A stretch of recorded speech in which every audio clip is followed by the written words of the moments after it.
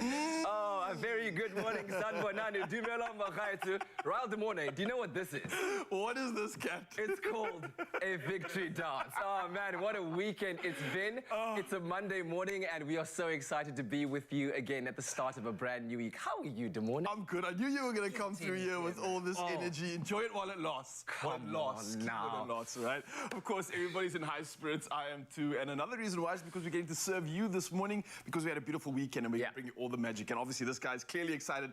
I am too, because we're going to be bringing you so much magic. We're talking about social media highlights ahead of the Qatar World Cup, as well as celebrating South Africa's win against France. Waar was jy, my bro? What's No, it was sad. 30-26. Why are we saying it was won? sad. I watched Okay, that. listen. It was an awful ending. In Raul's world, where the, love antenna connects, then, maybe... I love the parallel universe where I just couldn't accept the reality of us losing. And I was like, this is not reality. I'm going into my own world. What's that thing that Dr. Strange does to call the portal, and then you walk into it where the box have won? Sorry, boys. Sorry.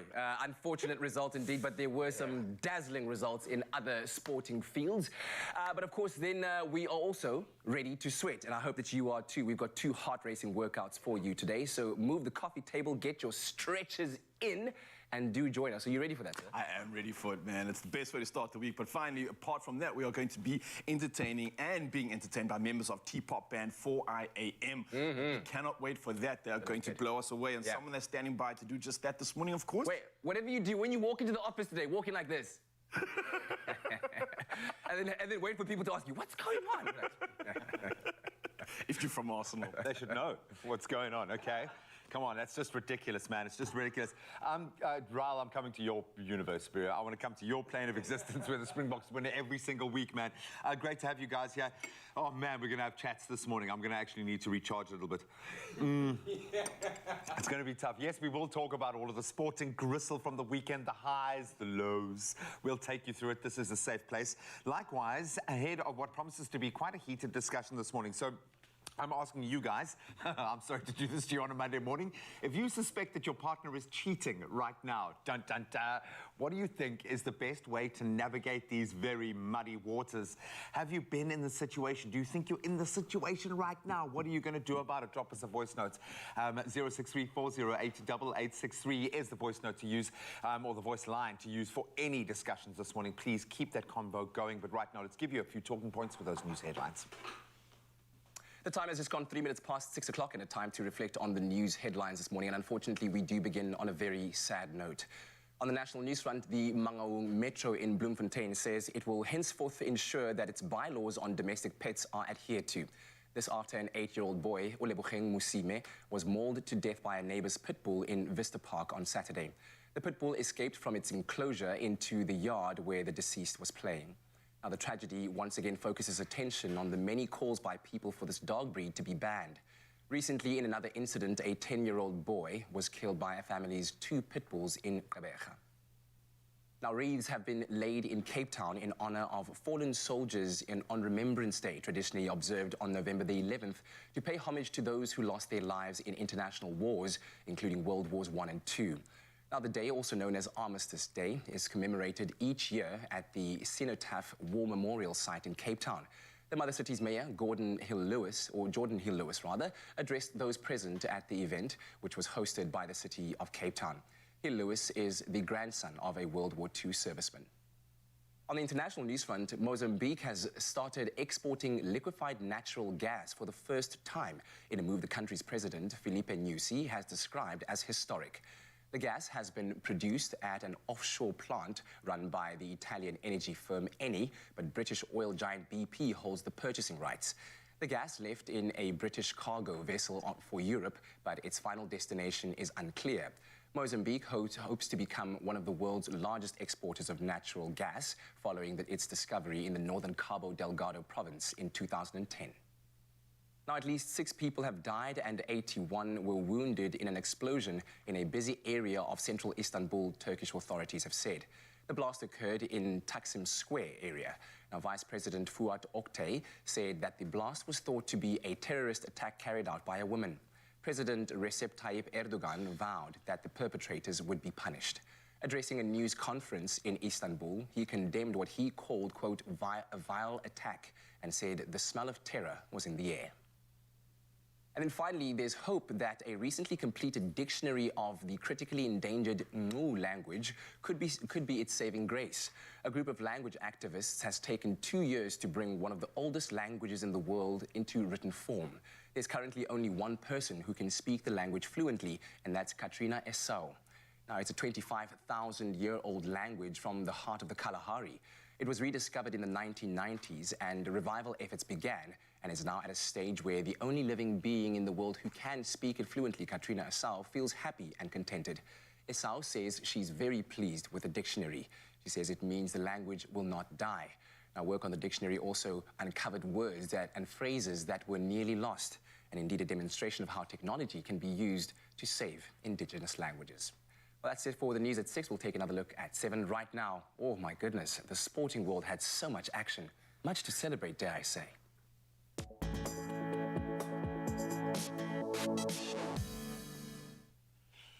Bittersweet for some, my friend. Let's start with cricket, the biggest prize of all, going to England. They beat Pakistan by 5 wickets in what was a pulsating final in Melbourne to win the Men's T20 World Cup and, of course, become double world champions in the process, chasing 138 in front of a raucous Pakistan supporting crowd. I think there might have been one English supporter there. They fell to 45 for 3 and then 84 for 4 amid some electric fast bowling. But under intense pressure, Ben Stokes wrote himself further into the folklore of English cricket by finishing on 52 not out. And then a little bit earlier, Sam Curran, who was named player of the match and player of the tournament, did what he does and took 3 for just 12. And we move on to rugby. France extended their very impressive winning run to 12 games on the trot now when they tamed South Africa 30-26 in a nail-biting contest. So the Boks were down to 14 men, and Peter Steph du Toit was red-carded in the 11th minute, from where the French surged into a 13-0 lead. And South Africa, however, did fight back to lead 26-22 in the second half, but a late yellow card to Dion Fourie followed the hosts, so allowed the hosts to fight back and ultimately win the encounter. Elsewhere, New Zealand overcame Scotland 31-23 thanks to tries from Mark Tialia. And then it was Northern Hemisphere dominance, unfortunately. England, Italy and Wales all securing wins as well. Then we move on to football. Arsenal brushed aside bottom club Wolves 2-0. They were playing the worst team in the league. Both goals coming from Captain Martin Odegaard. They really are on fire at the moment. The result means that the Gunners now head into the World Cup break 5 points clear of Man City at the top of the table. Compounding that, City, on the other hand, they suffered a 2-1 loss at home to Brentford. And that was thanks to a brace from Ivan Toney. And Chelsea, they lost their 3rd league game on the trot after going down 1-0 to Newcastle. And Darwin Núñez scoring twice for Liverpool as they saw off Southampton 3-1. Spurs edging out Leeds 4-3 in a 7-goal thriller, while Man United, Aston Villa, they claimed a 2-1 win over Fulham and Brighton, respectively. Then the big one locally, it is Africa's major, but it's gone to an Englishman. England's Tommy Fleetwood shot a 5-under par 67 in that last round to retain the Nedbank Golf Challenge, holding off an intense challenge down that back 9 from Brian Fox and Shubankar Sharma. So Fleetwood began the day 3 shots behind the leaders, and his final round included an eagle on the 14th, 4 birdies and 1 bogey. And Christian Bezuidenhout was the highest placed South African, finishing in a tie for 5th, 4 shots off the winner. We will chew into a little bit of that sporting gristle this morning, go through the box performance, the refs performance as well, yes, and a bit of a throw forward to the World Cup, getting into what the social media waves are saying. But right now, let's bring you up to speed with the weather.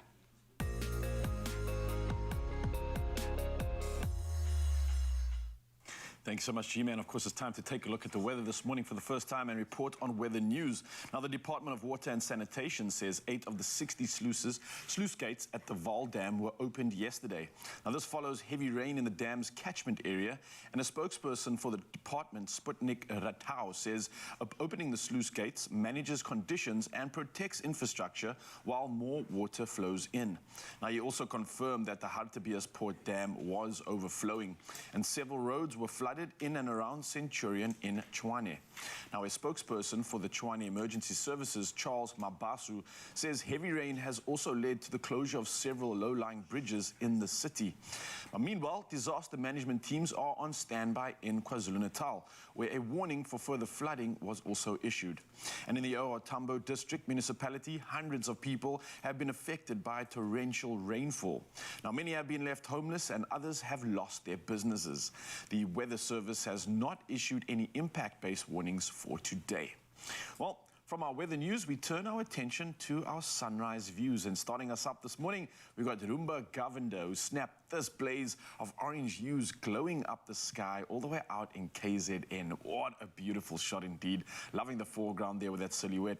And then Rais from Danhauser in KZN shared his graceful view whilst traveling to work. And wow, an incredible pink in the sky and a beautiful journey on your route. I definitely think that gets you inspired. Next up, we've got Gerd Rudolph, who captured this sunrise view all the way from his garden, and it's a stunning fluffy cloud radiation with colors in springs, and I am loving it.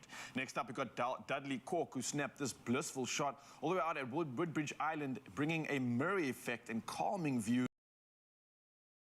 And last up, we have Roland out in KZN showcasing violet hues, slowly brightening up his garden as he enjoys his off day from work. Well, definitely enjoy your off day, and if you have any opportunity to capture those sunrise images, then please do so and share it with us on 063 408 8863. We love seeing how you start your day. For now, though, let's take a look at the temperatures across the country, and starting off in Polokwane, where the day starts at a low of 13 up to 24 with some rain expected. Mbombela sees temperatures of 13 up to 25. Pretoria sees a low of 13 up to 24. And Johannesburg, 12 is a low, up to a high of 23 degrees. Moving over to Mahikeng now, the day starting at 16 up to 23 degrees. Klerksdorp sees a low of 14 up to 27. Kimberley sees a low of 17 up to a high of 27. And Bloemfontein, 12 is a low, up to moderately warm 26 degrees Celsius. Moving around the Bay and to Richards Bay specifically, where some rain can be expected, 15 is a low, up to 23. Pietermaritzburg sees the day starting at 11 up to 23. Durban sees some rain expected with a low of 17 and a high of 23. And Mthatha sees the day starting at 11 up to a high of 23 degrees Celsius.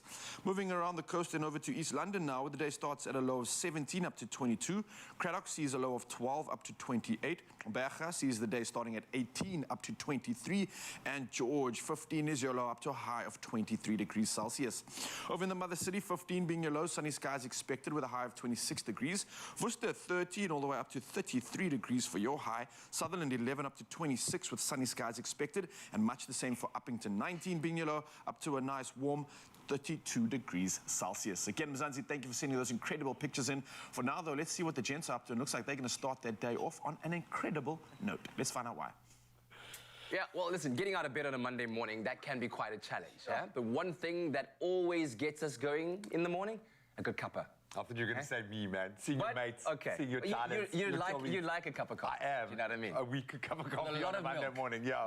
With texturized milk in that space. If you want to know what that means, stick around. So with this Creatista Plus coffee machine from Nespresso, which just looks amazing, you can really have your own in-house barista every morning. Yeah, absolutely. It's a highly functional, easy-to-use coffee machine providing perfection in the comfort of your own home. And as Graham Richards did rightly say, with a built-in milk texturing technology, it means that you can create the perfect coffee drink with an artistic finish if you're that way inclined. Yeah, because you want to figure out how to do this. So that's basically creating the foam. Okay, the texturizing the milk. Okay, but tell your friends it's texturized. Yeah. Don't do like, foam. No, texturized.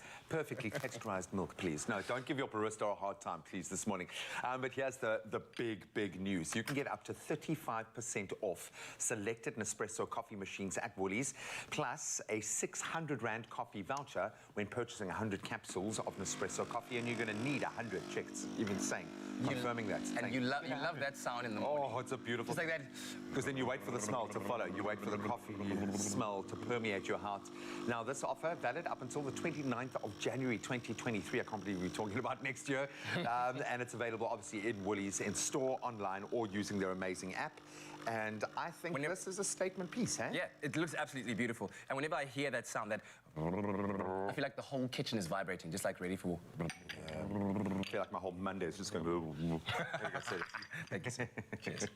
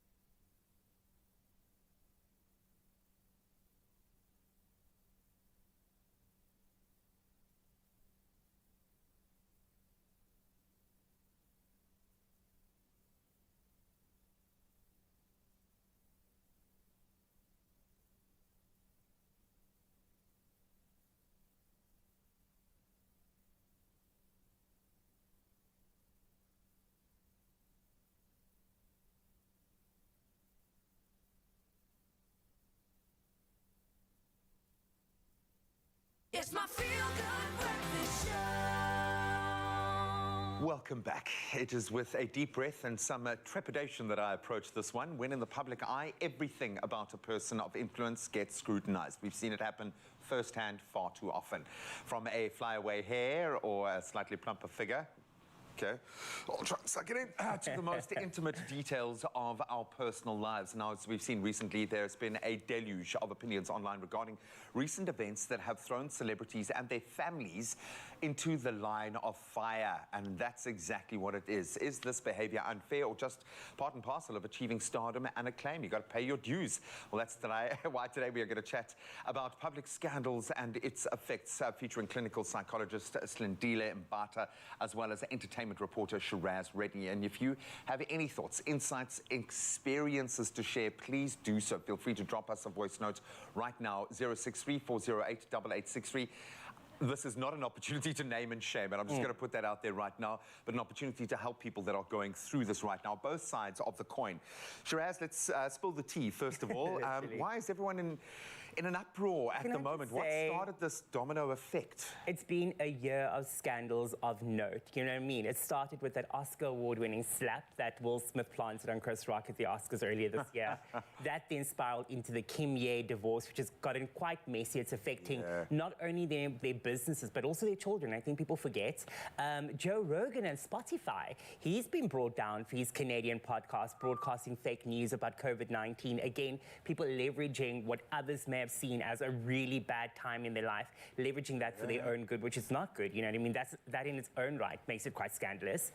And then closer to home, you know, we saw just last week people are baking all sorts of cheesecakes as Matthew Booth comes under the spotlight with his cheating scandal. Yeah, it's been a lot. And I got sucked into that one online on Twitter. Yeah. And I'm so averse.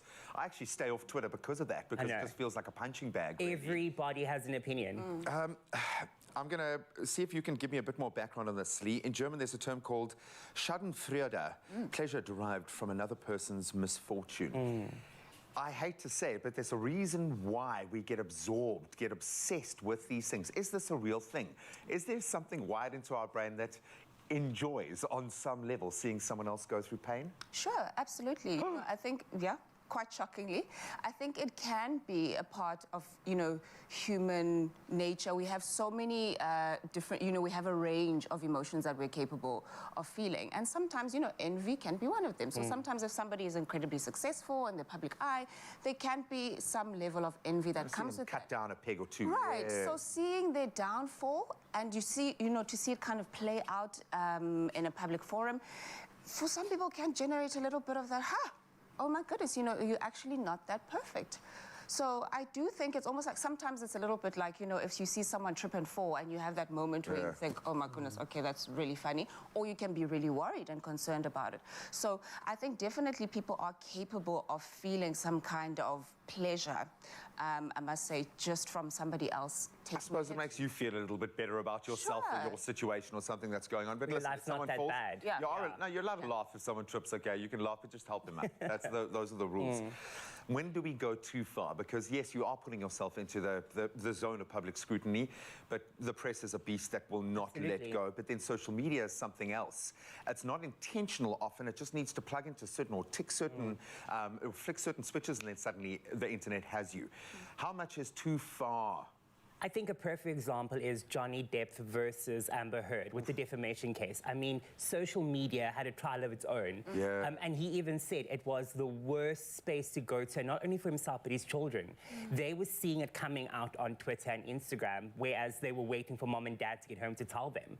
But it was too late. So it really becomes a world of opinions, and you have to filter through all of that and then filter through what you're actually going through, which is emotional and mental trauma. Yeah.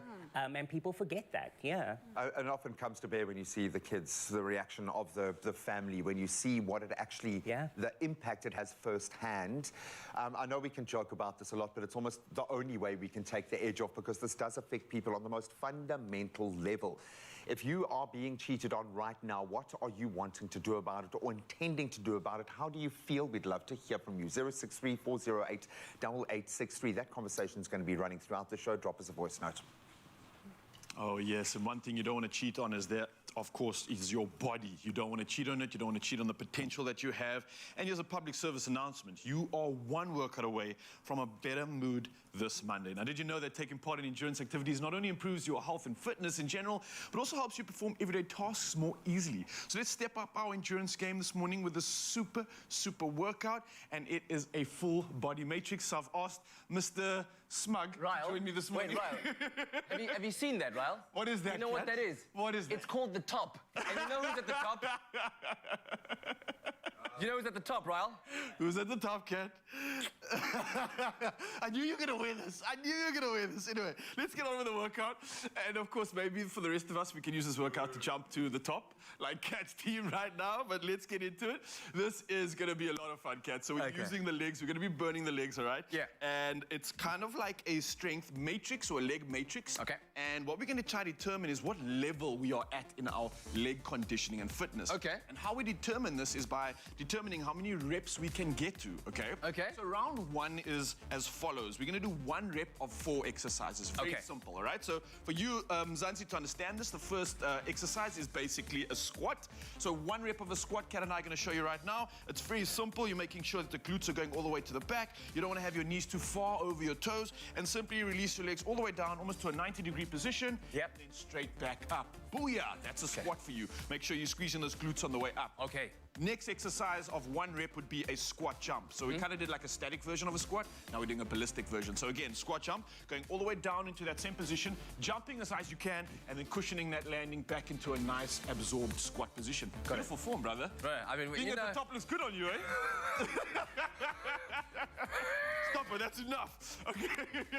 All right, so the next one will be lunges, and we're going to do 1 rep of each side. So again, left leg first, going into a lunge, getting that knee to drop down, booyah, all the way back to the top, and then same thing with the right leg. And then the ballistic version would be a jump lunge. So left leg goes in front, jump, land in a lunge, jump up, switch, land in a lunge. Beautiful form, Kat, and then into that squat position.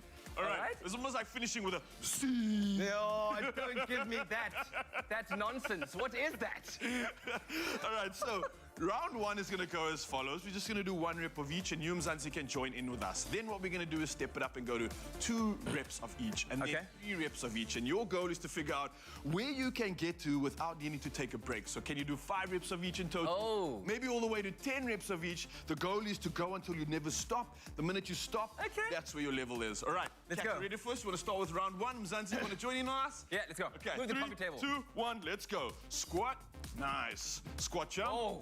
Here we go. Now a lunge, left foot forward. Yeah. Now right foot forward. Yeah. Now a lunge jump. Left. Yeah. Right into the C. C. Okay, we go for 2 reps now. That's 1. Oh, We go 2. What are you jumps, doing? 2 jumps, 2 jumps. 2 jumps. Yeah. Now 2 left lunges. Left foot again. Here we go. Right foot again now. Whew. Right foot again. All right, now 2 jump lunges on the left. Whew. And back into the C. C. I refuse to say those words. Okay, let's go one more. Can we do one more quick one. Here we go. Let's go. 3, 2, 1. 3 reps. 1, 2, 3. Okay, squat jump. 1, 2, 3. All right, jump lunge. 1, 2, 3. Oh, it's burning, Kat. 1, 2, 3. You see what I'm talking about? You see what I'm talking about? Business. Oh, enjoy That that is burn, business. Zanzi, and of course, it is very important to keep yourself hydrated while you're doing these workouts, especially doing home workouts too. So, as you can hear, I'm actually legitimately out of breath right now. We definitely felt that one. And of course, Energy Zero is fantastic, and especially when you are active, because it replenishes your electrolytes, it keeps you hydrated, contains 0 sugar, and it tastes so good. Yeah. So step up your game with Energy Zero. 0 compromise on taste and performance. Oh, and one more thing. Hey man, my legs are actually burning yellow. That's why I'm loving this energy. It's a drink for those at the top. You did it. Now, don't forget, Mzansi, has one more exciting thing. You stand a chance to win 2,000 Rand in cash and a hamper as you step up your game with Energy Zero. So simply reply to the competition post on Expresso's Facebook, Twitter, or Instagram page and tell us what your favorite Energy Zero flavor is and, of course, why. But don't forget to include the hashtag #StepUpYourGame. Follow and tag Energy ZA or SA if entering on Instagram and Energy if entering on Facebook. Now, this week's competition closes midday on Friday, the 18th of November. I'm really out of breath here. T's and C's can be found at expresso.com. And clearly, I need to get hydrated because that was a proper burner. You going for another round, boy? Bro, winners never quit. Okay. Let's go. Woo. How many excuses you're going to make? 0. That's also the amount of sugar in the new Energade Zero sports drink.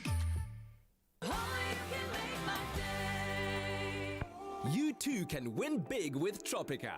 Buy a Tropica promo pack, follow the details, enter, and stand a chance to win your share of thousands of smooth prizes, such as airtime, data, AEG fridges, Island Tribe hampers, Rest Assured beds, plus limited edition Tropica bags, towels, tents, cooler bags, and cushions. The more Tropica you buy, the more chances you stand to win. Tropica, nothing smoother.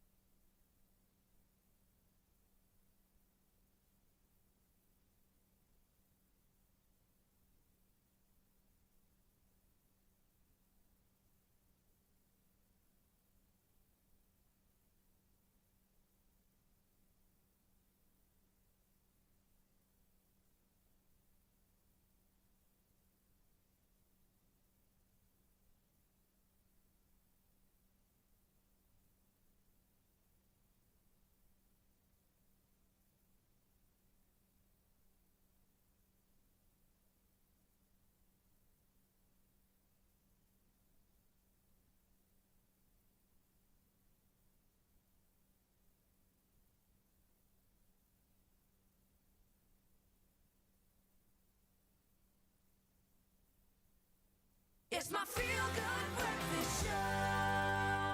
Welcome back as we delve right into a very interesting panel discussion. We are talking about the painful reality of public scandals and their effects. And earlier we unpacked the reasons why people of influence get embroiled in these scandals. And right now we are about to delve deeper into the ramifications thereof. And we are joined once again by our good friend, clinical psychologist Slendile Mbata, as well as another good friend, entertainment reporter Shiraz Reddy, who's had a pretty busy year. And if you've got any thoughts, personal experience to share, please do that, especially if you've been through something like this online. I'd love to know more. 063-408-8863. In fact, let's go straight to our social media pages and take a look at what the people are saying. And we've got Jane weighing in. Cheating is a choice, and every choice one makes, either the results will be good or bad. Whatever you plant you will reap. Okay, for sure. Shiraz, Why? Why money? Why influence? How does this change the dynamic? Because it's almost like you need to, as soon as someone becomes famous, give them a little handbook and say, this is what you can do now and this is what you can't do.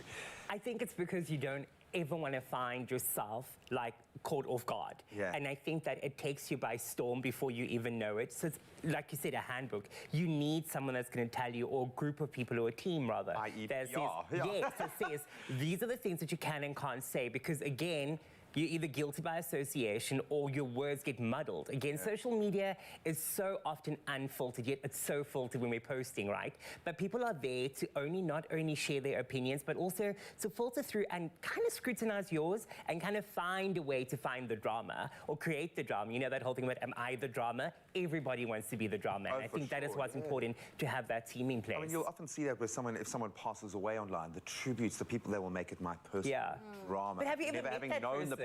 Exactly, yeah.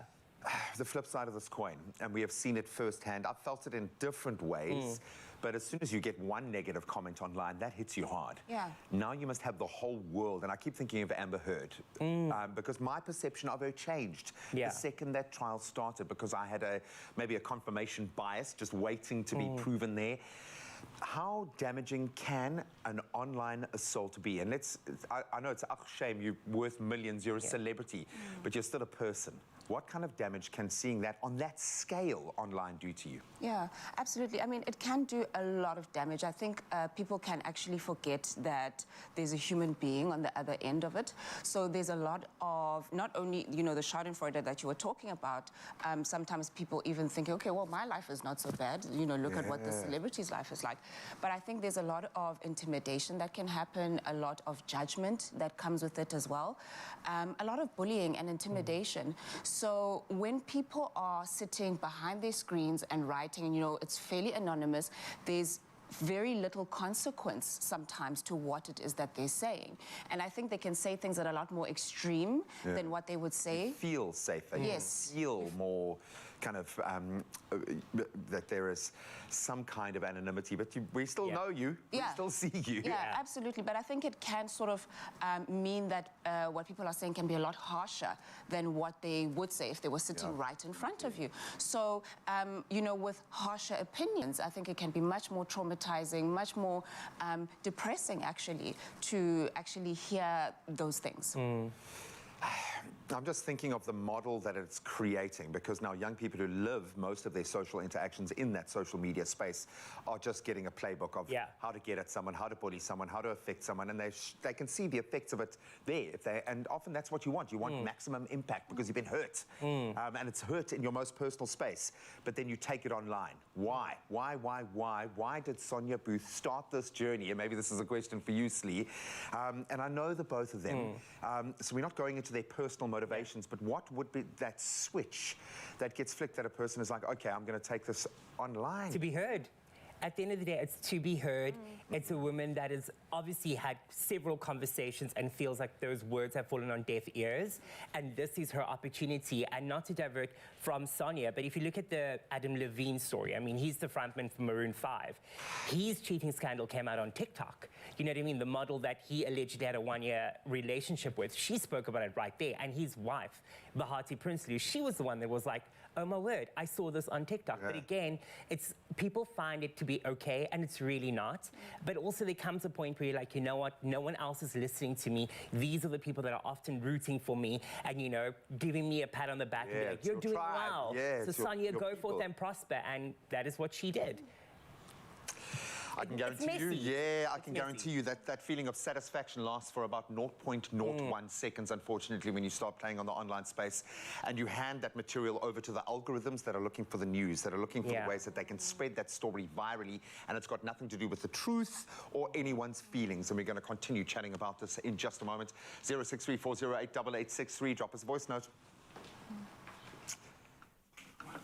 Thank you very much, Mr. Richards. All right, the pan should be going. I don't hear the sizzle anymore. It's about to get Where is it? It's coming, it's coming. Exactly, there's a mouth-watering dish awaiting you on the other side of this. Clover cheese is for those who love life, where everything falls into place and melts away our cares, adding joy and stretching our imagination. Clover cheese, perfectly crafted. Made with love by Clover. Now, World Diabetes Day is a great reminder for us to be more aware and make better health choices. And today, we're going to be showing you how to turn spinach and chicken into a vibrant, scrumptious meal thanks to Clover Elite cheese. As you can hear, my sous chef, Rahel, good morning. And you asked for a sizz, and you got your sizz. There we right go. here. There we go. Got the ingredients going. This is actually one of those very easy, quick to put together meals, but that's power punch packed with nutrition. Oh yeah, nutrition is being ticked when it comes to that box. We've got some great protein here, of course. Yeah. More protein, obviously, in our here ingredient, which we'll chat about later, but we've also got some great vitamins coming through from something like spinach, essentially. Yeah. And on top of that, we've got a lot of ingredients that could look overwhelming, but it's actually very simple. And I'm going to talk everybody through it right now. So I've obviously just started off the recipe by just browning and sauteing some onions. By the way, your chopping skills are incredible. I saw this man. It was quick, 4 o'clock this morning, just. Even got the no look. Oh, his fingers are still there. All right, so let's get into this. So we've basically sliced open our chicken breast, and then what we're going to be doing is kind of just like, firstly, we're going to put some oil on that, so that will just help all of this spiciness kind of bind to the chicken. Absolutely, and then of course when it hits the oven as well, that's going to give it that beautiful broiled look on the outside to give you that golden. You know what I mean? Talking my language, man. So very simple. We've got a selection of spices. I'm going to start off with some paprika, and we kind of just do a little salt bay on that. Okay, cool. Very simple, very easy. Trying to get both sides if you can. Yeah. The inside as well? Do you do the inside? Yeah, I like to do the inside as well. I like to get it all coated and textured. This is also to your preference. So some people might prefer to get the stuffing on the inside and just some of that flavor on the outside. I like to get it all. What have you got there? Next up, we're using some garlic powder. Garlic powder. So lovely. Garlic powder over here, which is always a goodie. Brings out all the Just flavor. making sure the onions are still good here. Yep. Then, obviously, a little bit of kick, a little bit of a warmth, get the metabolism up. That is some chili flakes that we're adding to it right now. Then, as always, for some balance, some salt and pepper. And then pretty much that step is done. And I'm going to hand it over to you, bro. Yeah, so you've got some garlic here, some, not garlic, but some spinach. Morojo. Morojo. Yeah, morojo. Crunchy, beautiful, fresh. You want to just get as much of it as possible. You're going to chop it up. And then you're going to add it back to our bowl. Oh, Mans was watching my chopping skills this morning. I'm only trying to, Very good I form. try to emulate your greatness. So you're going to just rough chop it, because obviously this is going to make up your filling, right? That we're going to be stuffing our chicken with. So I'm just going to rough chop it. And once you've got it all washed and chopped, you're going to get it back into the bowl. Look at that. Are we doing the things? Yes, we are indeed. There's a couple of That's how that are a you bit do chunky, it. but that's all right. Popeye We style. don't mind that. I still can't figure out how he did that thing with the can without a can opener, but you know. It was amazing, eh? Popeye the Sailor Man. They should have put a disclaimer on that before they let kids watch that. Like, don't try this at home, actually. Those cans can get sharp, man. You got some cream cheese over here that you're going to add to there. And then you got some mayo that you're going to add to that as well, like such. So it's kind of like a blend between, I'd say, a sauce, a salad dressing, and a filling, right? Kind of like a hybrid of everything, especially when using these ingredients. I can just see how all the spices that I've used from the chicken are going to get balanced out by somewhat of this dairy, which is kind of just blending and balancing all those flavors together. I think it's going to come together so well. As you said earlier on, we got this beautiful Clover Elite cheese. We got our feta that we're going to just like crumble in here. Oh, man. I love getting my hands involved in food. It feels like that's where the passion lies. You're involved in the meal, man. That's like when the heart really gets involved in it. That's where the passion comes in. Let it crumble. Not one, but two. Yes, please. Of course, another great source of protein here when it comes to using feta. Yes, sir. Yes, sir. Okay, so you're going to mix this together, and then once you're done with that, hopefully by that time, if we're working in tandem and in sync. Yeah. I'm just going to wash my hands quickly. Then you'll be ready to get the stuffing into our chicken, right? That's exactly it. So you can either pass, you've got the serving tray over there, otherwise I can just pop the chicken over here. I'll open it up so you can make it a little bit easier to put your stuffing into it. And there we go. All right, mine's ready for you. Lovely stuff. Okay. Oh, that looks good. You know, mix it up. Yeah. As it goes. I can even see that being a meal on its own, to be very honest with you. Honestly, just like as a side. Adventurous. But we're stepping it up. We're doing things half fancy. You compile that. Here's this for you. to you do very that much. part of the job. Now, of course, remember that Clover Elite cheese is perfectly crafted due to the 5-step crafting process to bring you cheese that is superior in quality, in taste, and in texture. And you can use the plain or the herb or black pepper flavor of Clover Elite feta cheese in this particular recipe. It would work just as well. That's looking good. You're a bit skimpy there on the filling, bro. We worked hard. You must Okay, stuff fine. that We double up. We're going to the top. Make sure it's struggling. This is for the gunners. This one's for the gunners, all the way to the top. Man after my own feta heart. He knows what's up. Voila! Pop that into the oven for a little bit. And there you go, with a little smooth salad on the side, and you can add some extra feta to that as well. Delicious, nutritious, amazing. Well done, sir. Well done. Nice stuff.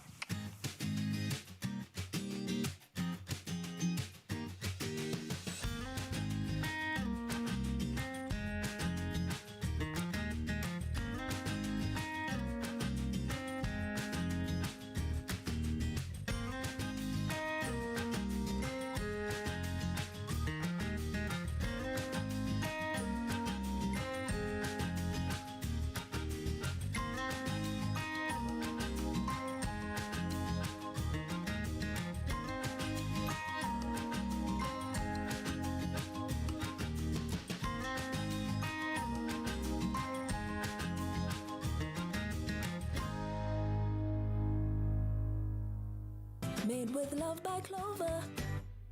Only you can make my day.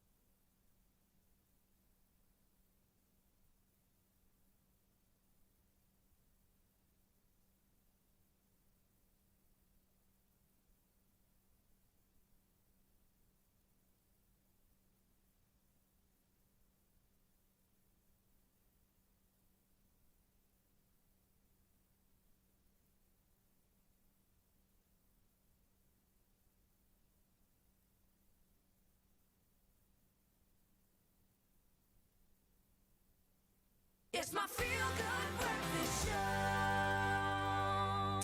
Welcome back as we round off a very interesting discussion this morning. Public scandals have been a hot topic over recent weeks and recent months, years. Stories like the Try Guys, Ned Fulmer, Adam Levine, most recently, obviously, from a local perspective, Matthew Booth, Elton Yankees, all have taken center stage for all the wrong reasons. Well, we are joined once again by clinical psychologist Slindile Mbata, as well as entertainment reporter Shiraz Reddy, as we discuss public scandals and the effects thereof. And if you've got any thoughts, experiences you'd like to share, drop us a voice note, 063-408-8863. Shiraz, let's talk about the knock-on effect legally, because I think people don't often think about what could potentially happen. What are the legal ramifications for breaking someone else's story, for airing their dirty laundry? So often, it's also very blurred. Those lines get blurred very quickly, and I think it's a space that people really need to read up on, because it's really not something that you want. You can't tread lightly there.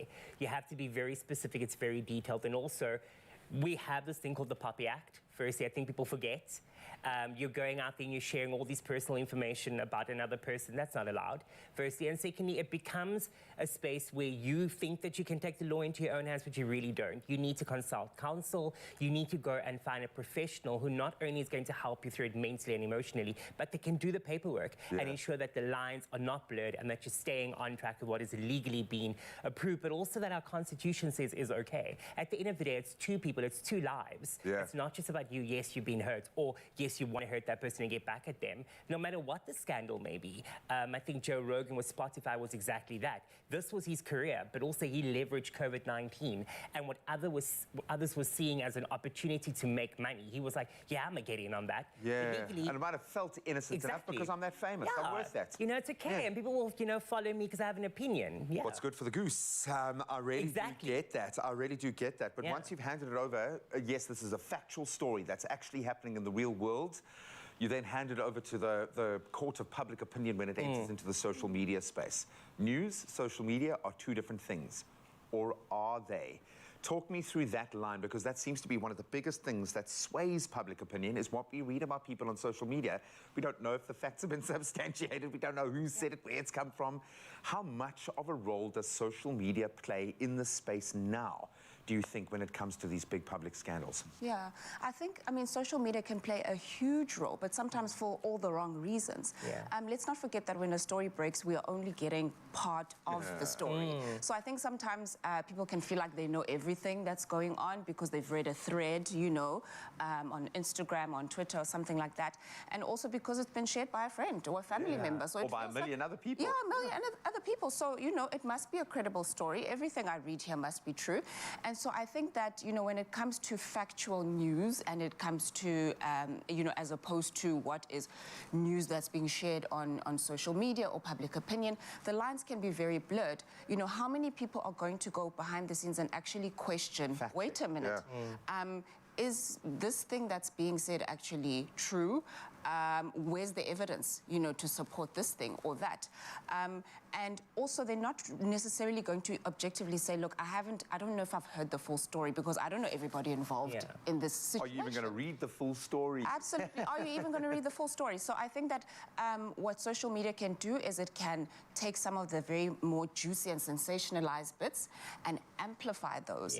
And it can mean that, you know, that comes at the cost of actually knowing the true facts of what is involved. Hence why we have fake news, guys. Fake news has come from the dynamic of using a fake news story to sell a product. And that's how it works. And that's what happened to Joe. That's what's happened in most of the big scandals that have happened online. Let's go online and get a comment from someone from our social media platforms. Phildila saying, just wait it out and walk away. Because once you have doubt about the love between the two of you, there will always be that doubt, and that is not good for a relationship. Weighing in on the cheating rather than break it publicly, just deal with it. Shiraz, is this their fault? You wanted to be famous? Okay, let's look at it from the perspective of the person who is going through this right now. Surely if you want all the money, the fame, the glory that comes with it, you just take it. But it's also my career. This is my job. Just like you're going and being a dentist, just like you're going and being a chef, I am an actor. I am a sports star. People forget that there are still real people. You mentioned earlier on, human. We are human beings after all.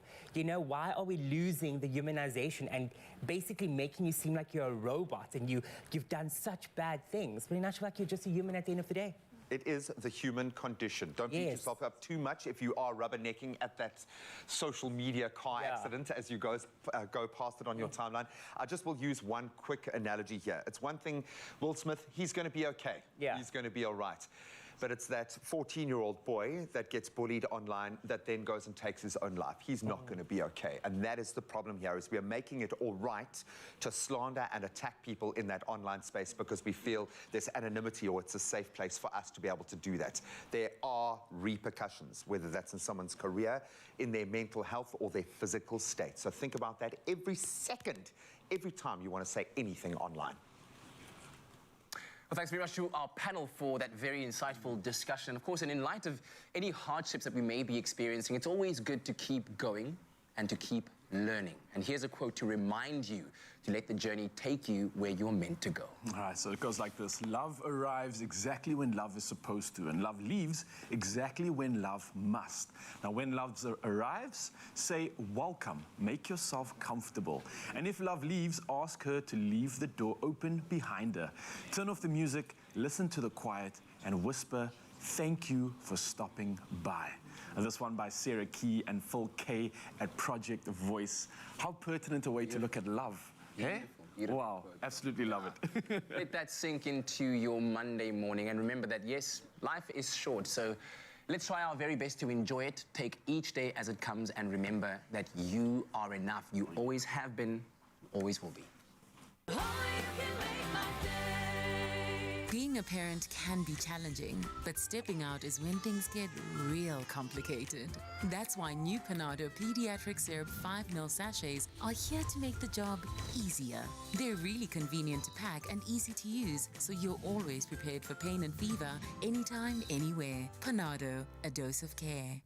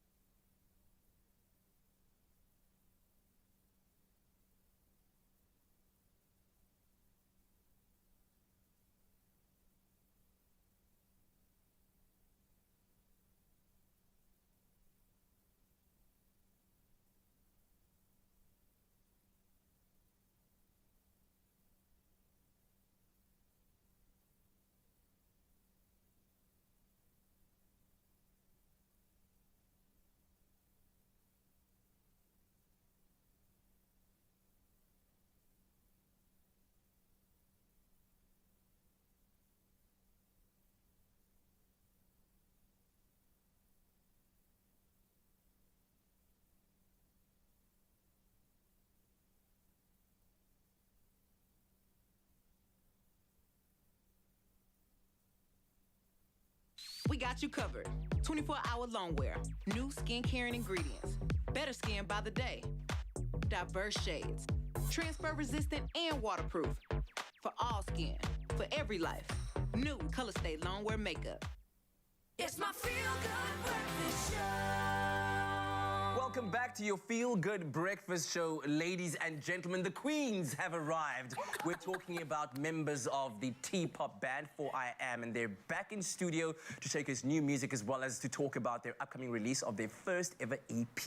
And these are truly exciting times indeed for the band. In fact, let's take a quick look at some of their work.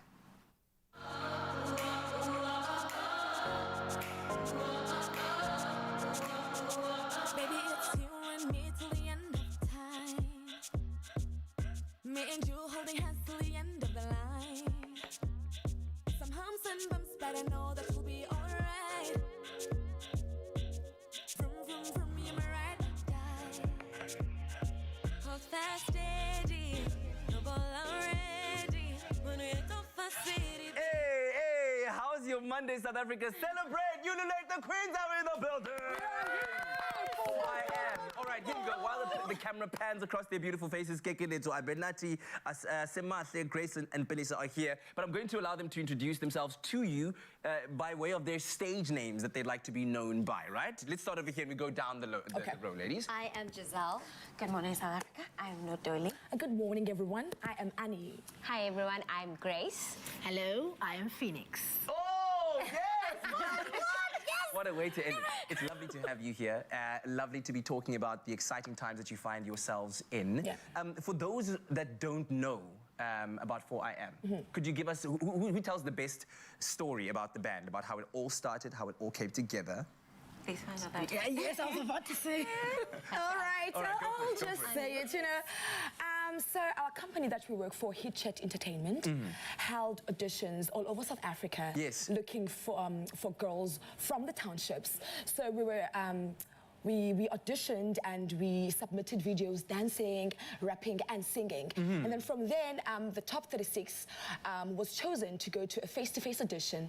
From the top 36, top 16 I was chosen to go to a boot camp. Okay. From then, 4IM was born. The synchronicity of energy, it's like you finish each other's sentences type of thing, right, in the band. Talk to me about 2022 and how the year has been for the band.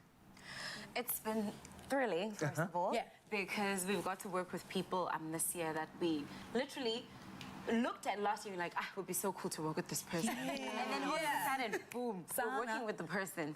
And we've been in spaces... What are we talking about? We featured Bravo LaRue on our recent song that was playing, Sweetie Baby. We've also met a lot of people in the corporate industry as well. Yes, of course. Yes. I won't mention names. No, I love the respect that you have. You know what the vibe is. Okay. Yes, but it's been exciting to be in different spaces, and because we're 4IM, we are everywhere. Like we cater the whole market. There's no one we can ever say no to. I love this so much for you guys because it's like I can see the energy. I said to one of my colleagues backstage that you guys are like a modern day Spice Girls for me, and we know how everyone in the world loved Spice Girls, and I'm hoping that same level of success will come your way. First step is the release of your first EP. Yes. Very exciting.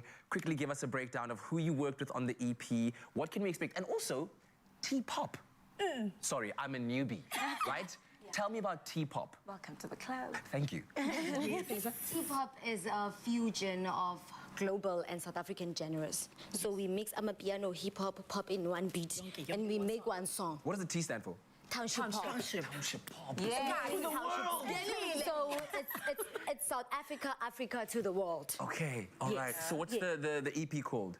T-pop. T-pop. Okay, just name it as it is. Okay, listen, I'm loving this for you. And can we follow you on social media? You are at 4IM_. Yes. Just 4IM_. Right. Check them out online. We have live performances coming your way. It's going to be one of those kind of Mondays. Ladies and gentlemen, South Africa, come on, party, celebrate! Ululate 4IM. Yes. I love that. Of course, we absolutely love it, and I can't wait to see the performance. Before we get into that, though, it's time to kick off with our official duties once again. And starting on national news fronts, Presidency spokesperson Vincent Magwenya says SA is determined to ensure that the energy issue is addressed adequately. Now, addressing the media in Pretoria yesterday, Magwenya said the Just Energy Transition Investment Plan begins to take off. The country would need 1.5 trillion rand in the next 5 years. Now, he said since the UN Climate Change Summit last year, 10.7 billion rand had so far been received in low-interest loans from Germany and France. Now, he said France, Germany, the UK, the US and the European Union had pledged some 40 billion rand to support the Just Energy Transition Plan. Now, reporting on some shocking news, the Mangaung Metro in Bloemfontein says it will henceforth ensure that its bylaws on domestic pets are adhered to. Now, this after an 8-year-old boy, Olibogeng Mosime, was mauled to death by a neighbor's pit bull in Vista Park on Saturday. Now, the pit bull escaped from the enclosure into the yard where the deceased was playing. Now, the tragedy once again focuses attention on the many calls by people for this dog breed to be banned. Now, recently in another incident, a 10-year-old boy was killed by a family's 2 pit bulls in Oberga. Well, from our national news headlines, we head over to international news. And U.S. President Joe Biden will meet Chinese leader Xi Jinping in person today for the first time since he took office. Now, concerns over Taiwan-Russia's war in Ukraine and North Korea's nuclear ambitions top Biden's agenda. Now, the meeting comes as relations between the two superpowers are at sub-zero level. Now, they will meet on the Indonesian island of Bali, and Biden goes into the meeting on the back of a major domestic victory with Democrats keeping control of the Senate. Now, Xi secured an unprecedented third term in office last month. Now, sticking to international news headlines, Mozambique has started exporting liquefied natural gas for the first time in a move that the country's president, Felipe Nyusi, has described as historic. Now, the gas has been produced at an offshore plant run by the Italian energy firm Eni, but British oil giant BP holds the purchasing rights. Now, the gas left in a British cargo vessel for Europe, but its final destination is unclear. Mozambique hopes to become one of the world's largest exporters of natural gas, following its discovery in the northern Cabo Delgado province in 2010. Next up on our news headlines, initial indications are that Wakanda Forever, released on Friday and sequel to Black Panther, is also going to be a huge hit at the box office. Now, it comes 4 years after Black Panther was released to rave reviews and big box office receipts. And Chadwick Boseman's Black Panther co-star says Wakanda Forever is dedicated to honoring his legacy. Now, the U.S. actor who played heroic crime-fighting King T'Challa died of cancer in 2020 at the age of 43.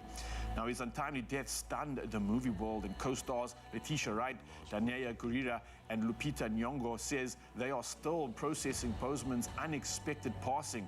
Now, Danaya says that the cast's, and quote, hopes and prayers that the sequel's attempt to honor him is felt by audiences. And Letitia also added in a quote that some scenes you want to cry, the grief is still there, and you can't run. Every line and every scene is dedicated to him, unquote. Well, Wakanda and Chadwick Boseman forever. With that, I'll leave you with the rest of the headlines, and here's the G-Man with the latest when it comes to sport.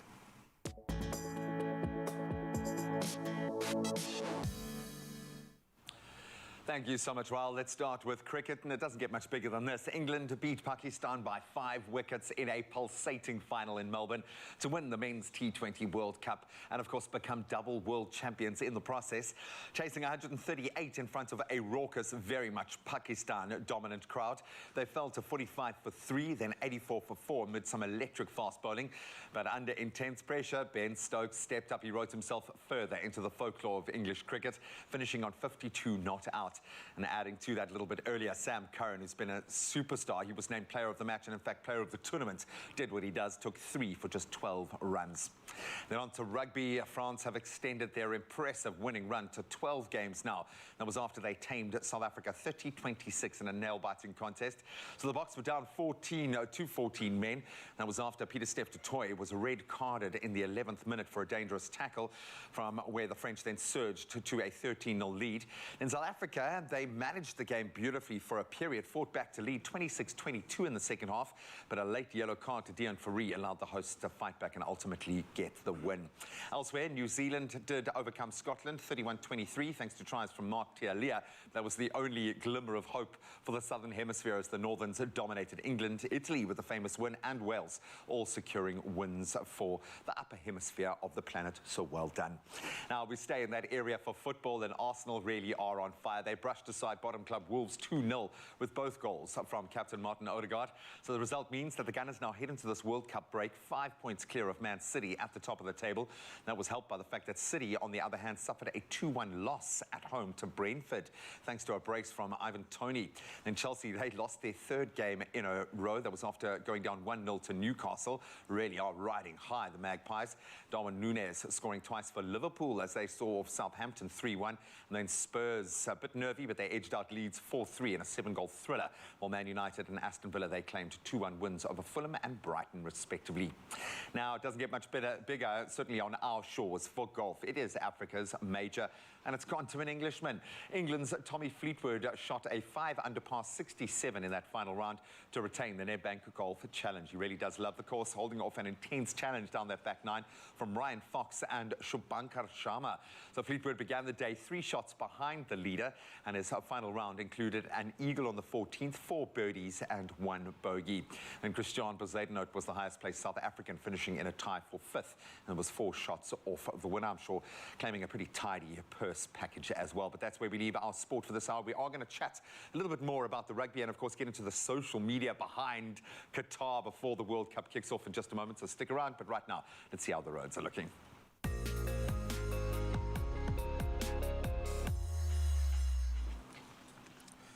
Well, a quick look at the roads will reveal that in Mkabatini in KZN, there's a stationary truck on the N3 westbound after the ramp leading to Umlas Road. That left lane is closed. Out in Midrand in Johannesburg, there are roadworks on the R21 northbound after the Olifantsfontein Road. 3 lanes are closed, so you can expect delays this morning. That's it for the traffic update. Right now, let's take a look at the weather.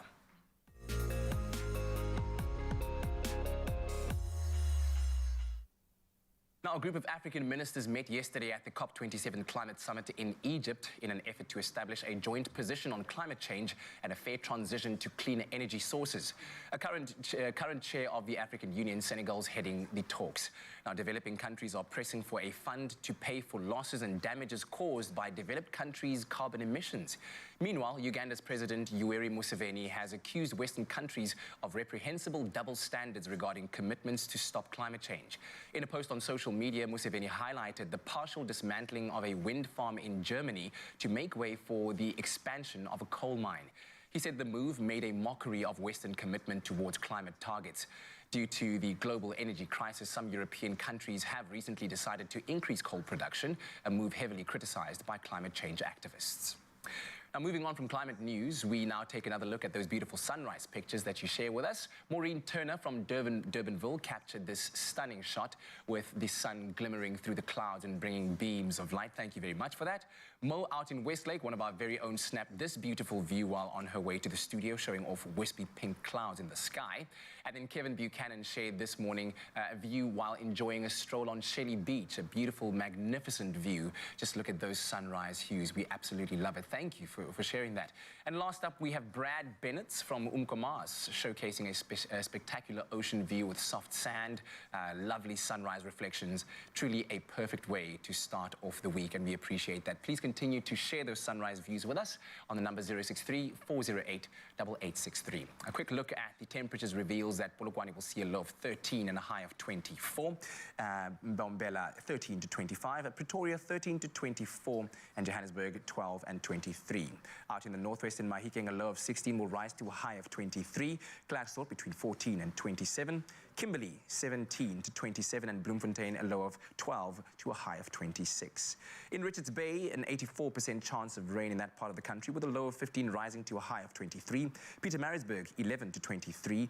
Durban 17 to 23, and Mthatha 11 to 23. Out in East London, 17 your low and a 22-degree high. Cradock a low of 12 and a high of 28. Gqeberha 8 to 23, George and 15 to 23. Out in the mother city, a low of 15 will see a high of 26. Worcester 13 to 33, Sutherland 11 to 26, and Uppington starting off at a low of 19 and a high of 32 throughout this Monday. But no matter what the weather's going to look like in your part of the country, here's to hoping it's going to be a magnificent Monday.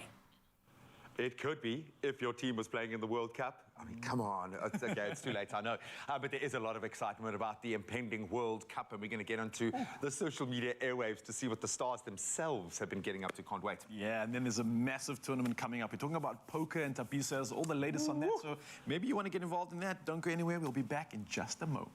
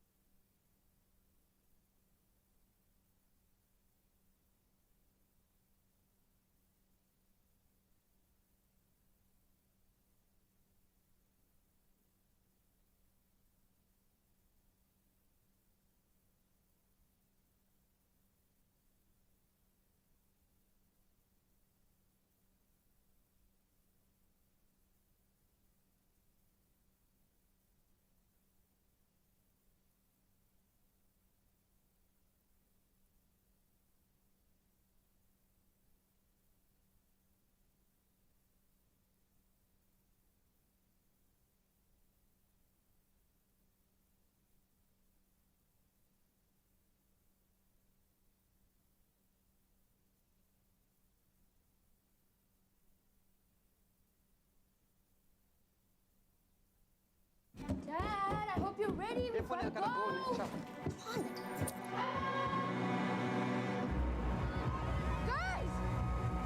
Okay, guys, come on, come on.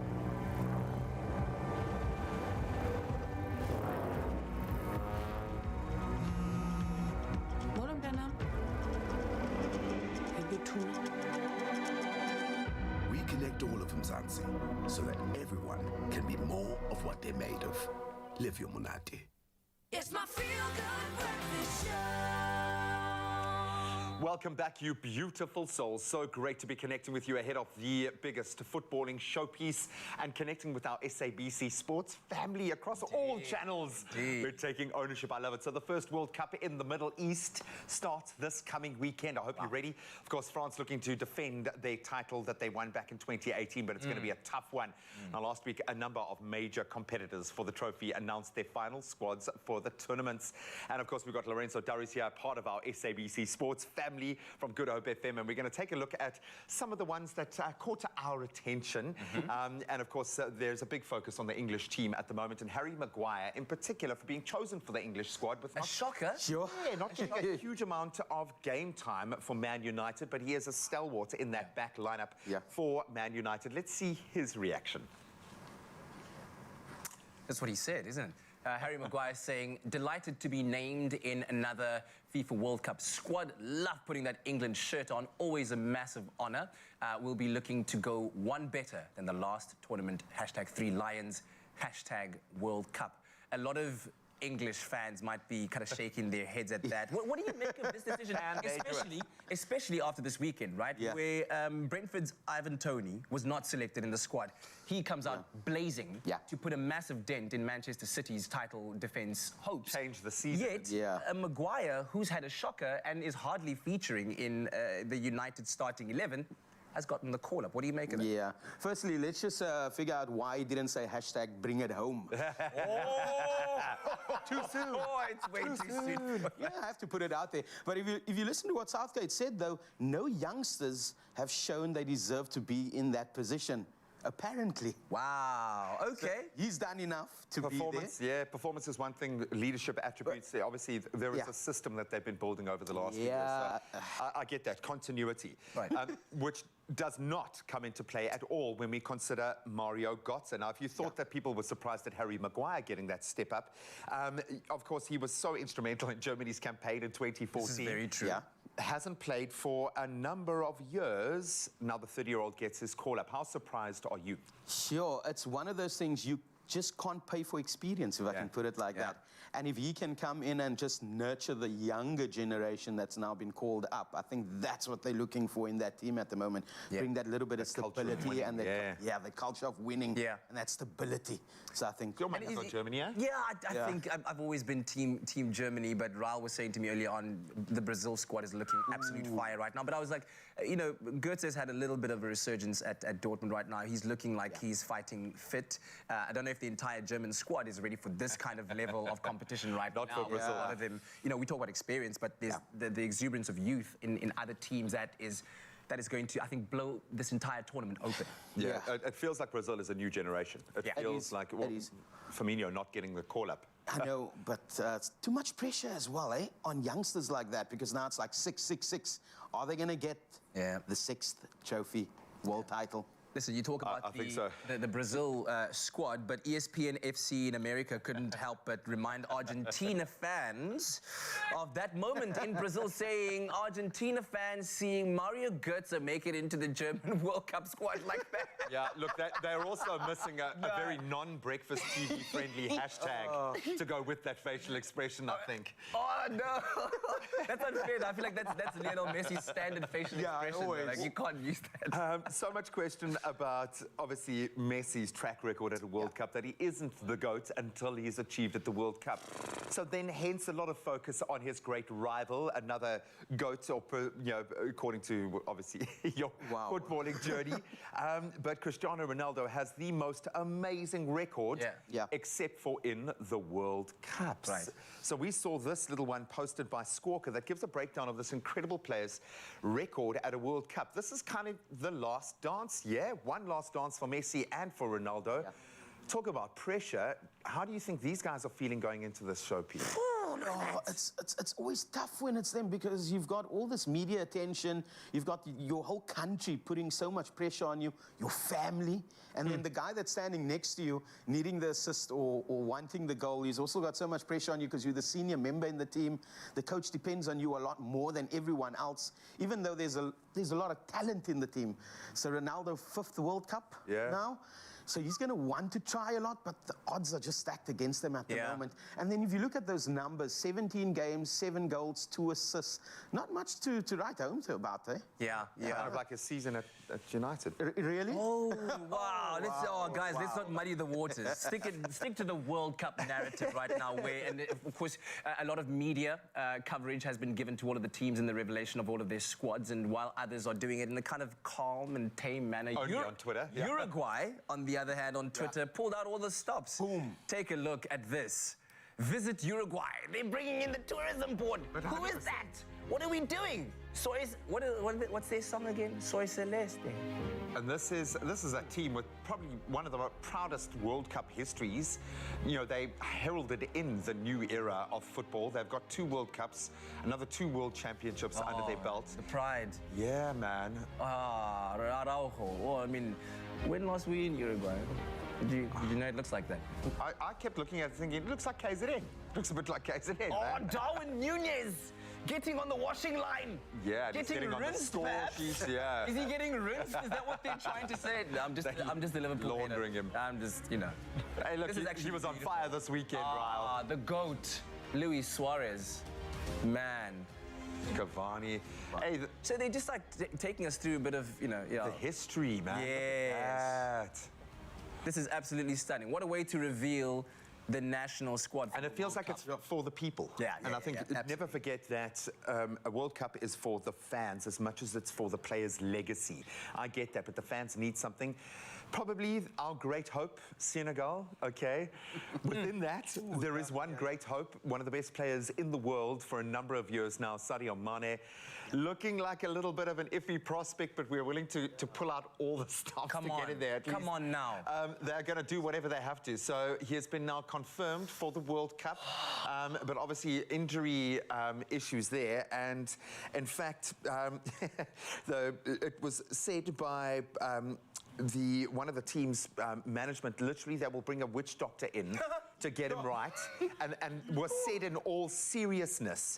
The fact of the matter is he is so important to that team that they need to bring him back in there. But look at that. Have a look at this. FIFA General Secretary Fatma Samora on Mane's injury saying, we're going to use witch doctors so his injury is healed. I don't know if they're effective, but in this instance, we're going to use them anyway, okay? We're hoping for miracles. Sadio Mane has to be there. And I think that's the general consensus for the entire African continent. I think he is like the hope. Nobody wants to see Sadio Mane winning, like all of us on the African continent. It would be absolutely stunning, especially given his exit from Liverpool and his resurgence at Munich, doing the work that he is. Yeah, he's the talisman that we've all been wanting, that African hope at the moment, if I can put it like that.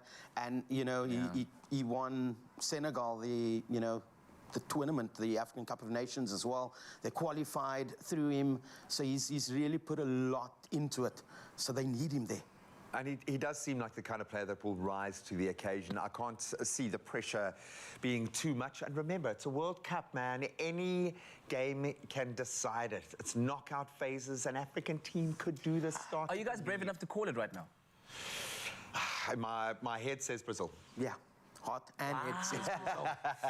You're the team. Go for it. Oh, Le Bleu.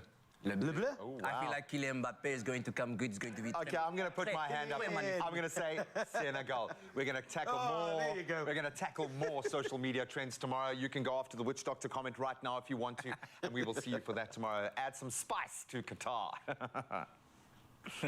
Well, we don't know who's going to win just yet, but here's a chance for you to gear up and possibly win big with the Sunbet Poker Tour. Now, it's time to get your poker face on in a new era of glamorous Texas Hold'em poker tours, which has arrived. Now, Tabiso arrived at the Maslow Hotel to find out everything we need to know. Let's check it out.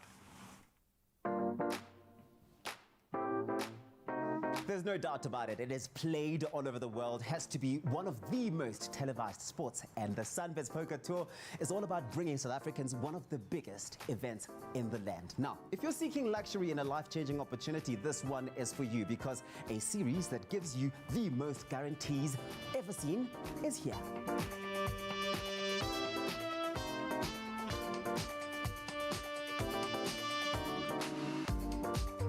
Something always such a joy to see. Oh, brother, likewise, man. Thank you. This is really exciting because I've watched you on your social media. You're so busy with Sunbet, pokering over here, poker over there, poker everywhere. You're unstoppable with it. And since the start of the Sunbet tournament, I mean, you've been really, really busy experiencing the magic of it all, and the thrill and the fun of it. How's it been? Low-key obsessed with poker at the moment. It's been amazing. I mean, from the first trip that I took out to Sun City to play at the first Sunbet Poker Tour, and just getting to get a taste of that vibe and that energy and sitting around that table. I haven't looked back since, and it's been amazing. I mean, the fact that you've brought these with you tells me a lot. It's very telling. You really are quite enthusiastic about it. But we've seen the tour go on. I mean, 4 legs of it across the country. The final one is coming up soon. Yes. Tell us more. Grand West, going to be a vibe. Cape Town, 23rd of November till the 4th of December. I'm going to be there. There's going to be a host of other activities, and I'd love for people to come through. But every single one has been so unique and so much fun. I won't lie. I haven't won anything, but no, come on. You need to catch a wake up on that one. I mean, it's not just about the tournament. There's bigger prizes here. We're talking Las Vegas. I mean, who doesn't want to go there? Come on, let's be honest. Let's talk about that. Listen, I was driving and they told me that there was a 7.5 bar up for grabs at these poker tournaments that you could win a pie of. So I thought, okay, great. No, it didn't go according to plan. But then you also tally up these points that then gives you an opportunity to go to the biggest poker event in the World Series of Poker, which happens in Las Vegas, which I want to be there. Not based on my points, but I'm hoping that I can just get a, I was going to say, if it doesn't take winnings to get yourself to Las Vegas, then I'm definitely hopping on that one. But let's talk about your points. How are you doing so far? I mean, you're practicing all the time. You've got all of this practice time. You must be a master at this. I must say, like, I'm really in it for, like, the socialness around it. Like, I just love getting around a table and having some chit-chat with people, whether it's people that I love or people that I don't know. I think that's been fun. It's just connecting with people. So my points are pretty low at the bottom there. At least you earn social points. You make friends along the way. And what it sounds like is that anyone can really step into the world of poker. I mean, it's not as intimidating as what people might think. I mean, I'm sitting here and thinking, poker, oh wow. Yeah, dude, listen, I was super intimidated in the beginning, but I think once I started to understand that I still don't really, I'm not like a master, but I'm comfortable around the table. But honestly, if I can do it, you can do it, anybody can do it, I swear. If you're saying I can do it, then certainly anyone can do it. How do people get involved? I would say sunbet.co.za is the first place to start. It's where I started. Just go and get a gist of the idea of what's going on, and then come to Grand West. I would say that's probably step number 2. Just come through. If you're in Cape Town, it's a lot of fun. Just come connect. I would love to sit around the table with you. What's the story I'm hearing, Jay Something? I mean, here I am. We're meeting at a fancy Sun venue here and not at your house, but you're giving away trips to your house. What is this? We're just keeping the thrill of poker alive, and I think that, for me, it's about trying to connect with people. And I think that that's what happens at these poker nights, is we get to connect. And I think that we wanted to take it a step further. So myself and Sunbet are hosting these really cool, intimate poker nights at home. Wow. There's music, there's food, there's drinks, there's a vibe. And stay tuned to my social media if you want to get involved. Like you say, I'm busy there, posting, letting you know. Everywhere. I love it. Okay, Jay Something is certainly a man on a mission when it comes to this poker game, and certainly one that you can step into as well. All you have to do is go on sunbet.co.za. Thank you, Jay Something. Thank you, brother. I appreciate it. And there you have it. Sunbet bringing world-class poker to world-class venues nationwide. Oh, that looks like a lot of fun. Now, Sunbet partnered with the well-renowned Monster Jam Poker Tour to present to you a brand new era of Texas Hold'em poker extravaganzas. Now, they're bringing Vegas right to your doorstep, and it's all happening at Grand West from the 23rd of November to the 4th of December. And we've got amateurs all the way to professionals, and there's something to suit every kind of player. Don't forget, of course, that winners know when to stop, and you need to gamble responsibly.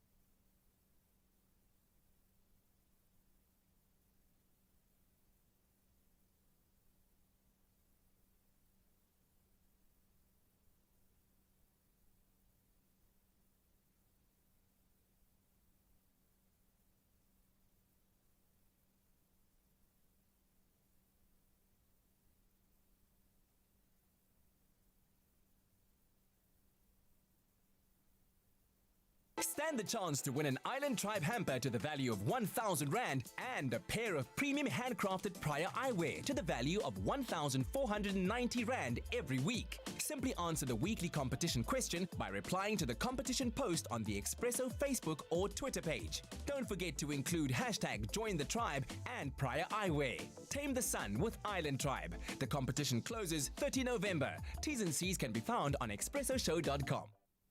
It's my feel-good breakfast show. Welcome back as we delve back into the sporting basket. The Springboks, of course, took on France in their second Autumn Nation Series match, with France running out 30-26 winners, I think deservedly so on the night. The match pretty much had everything, including a red card for both sides and a yellow to boot, but the Boks played most of the game with 14 men. With us to review the game and the tour so far is Good Hope FM Sports anchor Lorenzo Daris and good mates. Yeah. Buddy, thank you so much for joining us. Lighter clothing colours today. Oh, so I'm thank you so much. You saw some positives in that performance. No, definitely. So frustrating when red cards are being shown for something that I know the rules are the rules. Yeah. But it's just because it completely kills the game, and it always feels like our plan A then becomes plan B and then plan C, because it always seems to affect key positions that then force us to change the personnel or change the game plan. Yeah, for some reason, we've got bad luck when it comes to that, eh? The key, like you're saying, key positions being sent off. Peter Steph, the toy talisman of note. Yeah. He might not have had the greatest year in the green and gold, but we need him there. He brings something to But he plays across spheres, so he helps in the line-out. He's good in the loose, he's good in the tight. He's in part of that engine room in the tight as well, and we saw the effect in the scrums as well. There are some positives. Our defence was again, just champion, and at times really did make the difference. In fact, our game management, despite being a man down, to get back into the lead going into that second half, there were so many positives that kind of made us feel, okay, I believe, but can we keep it up? Yeah, I'm still trying to figure out if we really had 14 men on the field the way we played against France. And they, you know, our forwards were doing magnificently well, taking them down. It showed that 2019 aspect of the box again, you know, that hard-hitting forwards, running down the opposition, and then allowing our backs to play freely. And we did run it. Yeah, we did. I think we Ball in hand, we did not kick. You kind of get the sense with how short up they were at the back. I mean, like, you know, in that position, almost 3 fullbacks at the back of that French side. So we didn't play them at that game. Yeah. And we looked great. We looked great when we were running the correct kind of lines. The ref, I don't want to be that guy that points a finger at the referee, but this one, it was quite a difficult, a bit of pill to swallow. It looked like a double movement on the try. That Dion Foury's yellow card, no warnings given, not like there was a premise for it. It was just straight out the gates. Yeah, so the Dion Foury thing, let's first start with that, though. He does mention, Bonds mentions when he sends him off that this is the second infringement. Okay. So it was not the first. The problem I have with that is that there was no warning. And you would expect that to happen. Double movement, how convenient, no TMO. Yeah. One of those things that is still baffling my mind till today. I'm hoping that World Rugby comes out and actually says something about it. You know, they tend to be very quiet when it comes to the officials. So hopefully this week we might see something. A little birdie told me there might be a little press release in the next 24 to 48 hours from World Rugby. A repercussion of, but yeah, we don't want to focus on those things. We want to focus on what happens on the field. Italy, after what they did this last weekend, now present a completely different... I mean, Italy were playing like New Zealand, French, they're playing like the French, I suppose, but it looked like a real turn of the kind of fortunes of Northern Hemisphere rugby when you see Italy playing that well. Yeah, they fly off and fullback. What's going on there at the moment? I don't know what they had. You know, lots of pasta. One of those things. But I must say that the Italians are showing us that we need to watch out this week. We need to watch out, and we need to work on those basics. I think we lost like 4 or 5 lineouts. So if we get those right and we can disrupt them, we should be fine. We should be fine, he says with a nervous little laugh. But no time now to stop supporting the Boks, okay? So light those fires, make sure that you support them on their year-end tour. As we move into a World Cup year, they're going to need that fierce. But we've got to say, Vive la France, well done, an exquisite performance this weekend. Yeah, Viva la France indeed. Now, of course, we are talking about getting the mind right and getting the mind prepared, and we're going to do exactly that right now. So don't go anywhere. It's about to go down. Be more plus with BioPlus. Yeah, so balancing your lifestyle during exam period, which is happening right now, can be difficult, but it's of utmost importance that you ensure that you get enough exercise during these tiring and stressful times. So here to take us through some fitness techniques for the exam season, we've got medical doctor Michele Vanzaghi in the building once again. Doc, how are we doing? Good in yourself, man. It's always a privilege to be here. It is, and especially during this time. Look, we're talking about a stressful time in the year. Exams are coming up. We've got big sporting tournaments, so people are stressing about that. And obviously the end of year work rush and stress to get everything done. So this is an important time for us to kind of like find our centers, right? Absolutely. Talk to me though when it comes to the mind and getting ready for certain events. How does exercise help? What are the benefits that we can get from that? So, I mean, obviously we all know about the physical benefits of exercise, right? That's kind of muscles. Getting shredded. Get shredded. But there are so many like emotional and mental advantages to exercise. And you know, like when we treat people with antidepressants, we kind of control the serotonin in their brains.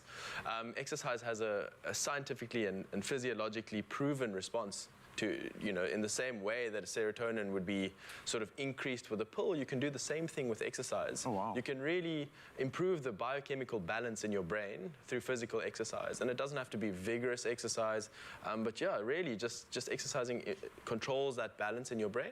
And also generally when you're exercising, most of the time you're outside, and there's a very big correlation between vitamin D, sun exposure, being outside, overall happiness, and over just productivity. So there are so many benefits to exercise, more than just the physical sort of ones that we really focus on. So you're definitely not recommending lock myself in a room for the entire day and just like absorb as much information as possible. Absolutely. Not going to help me. It's not going to help you. Everyone thinks it helps. It's really not the way to do it. All right, so when would that best time be to exercise? Because obviously I know exercising too long can also not be beneficial. Obviously I know with exercising and studying, you don't want to study too long. You want to take breaks in between that. When's the best time to study and what should we be doing in those study breaks? So science has shown that the best time for females to exercise is first thing in the morning. Okay. Sort of the hormonal way that they respond to exercise in the morning is better. And for men, it's actually better to exercise in the afternoon. Oh, wow. That doesn't mean it's not a hard set rule. It's just that, you know, if you want to find your niche and your best time to exercise, that's what science has shown. And then time-wise, the studies have shown that 60 minutes of moderate intensity exercise, that's a brisk walk where you can still talk to someone, most days of the week. So 4 out of the 7 days, wherever you want, spaced out however you want. That's the recommended amount of exercise. Obviously, during exam time, you might be a bit more pressed for time. Depending on how much time you have, we always just say do as much as you can, but without strain, like pushing yourself to a point where your recovery is hindering from your studies. Well, let's get more practical about it, because obviously there's certain things that are going to promote learning and a healthy mindset, and there's certain things that might actually exhaust that. So what would you recommend in terms of exercises? Maybe you've got a tip for us in terms of what we should be doing during these testing times, and what can assist us in getting our mind right, getting us grounded, and kind of just becoming more aware in order to deal with the situation at hand. Yeah, so I always say that you need to, fitness is not only about cardiovascular exercise, right? We all try to incorporate mobility, strength and resistance, and sort of aerobic and cardiovascular exercise. I think during this time, if you're restrained to time, stuff you can do in your room, just taking breaks every 45 minutes or so, you have to give your mind a break from sort of mental and like a capacity where you can't take in any more knowledge. So I would say combining a stretch with a little bit of mobility, and then also just holding exercises, stuff that is sort of resistant towards your legs. So I don't know if you want us to... Yeah, let's do an example. I mean, cool. let's pretend this is our room. So yeah, there's the desk. There's our desk. So let's move away from that and take a little break now. So what are we getting into? So what I used to do is, and this really worked for me, this is a really nice sort of quadriceps core exercise. What you do is you actually just go against the wall in your room. You want to go down to a 90-degree angle. You don't want your knees to cross your toes, right? You want to keep it at 90 degrees, and you really want to keep that lower back against the wall and keeping that core engaged as much as you can. And what I like to do is we can use this as a breathing technique, you know, just calming yourself down, removing yourself from that study environment, putting yourself into this environment. And what I used to do is just 5 seconds of inhalation through your nose and 5 seconds of exhalation through your mouth. All right? So it's...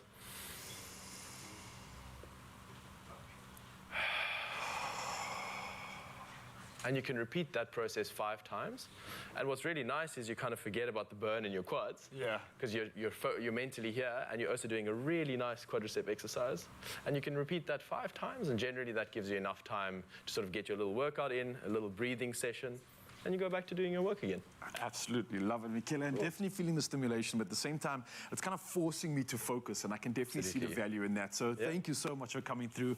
I absolutely love getting educated by you. It's always a pleasure when you're out in the studio, and for you, Mzansi, there is definitely nothing like a good workout to keep you calm, focused, and help you achieve the grades that you deserve. And you see how easy it is to replicate that, even just in your own room. You don't need any equipment whatsoever. So remember, BioPlus is there to boost your mental vitality and physical energy. So one lucky viewer is going to be able to stand the chance to win a study hamper. Yeah, a study hamper to the value of 2,000 Rand from BioPlus. Now simply reply to the competition post on Expresso's social pages and tell us what kind of exercise or fun workout helps relieve your stress during exams. Come through with the tips, please. We're going to share it with the world. And remember to include the hashtag BioPlusExam. And your competition closes Tuesday, the 15th of November at noon. Your T's and C's can be found on expressoshow.com. Doc, let's do one more rep. What do you reckon? All right, let's do it. Let's get it. You know, we had a sip of BioPlus. Just get it in. And breathe. Be more plus with BioPlus.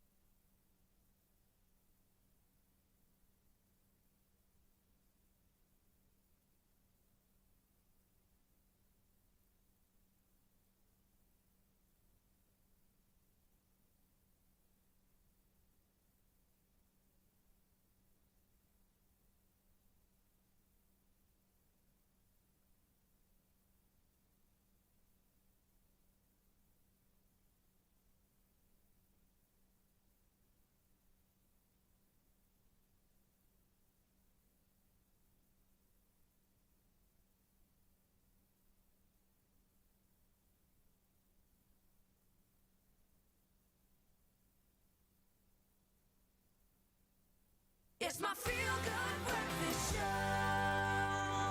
Welcome back to your Monday morning. This is your Feel Good Breakfast Show. We're happy to be connecting right now with award-winning DJ and the host of Ligwala Gwala FM's Mzansi Popular Breakfast Show in Nelspruit, Dumisani Matumani Simelani. Now, he's taking a few moments from his live show to talk about his experience of filming with The Insider. So it's such a privilege to welcome you, my brother. How are you this morning? Sawona Matuman.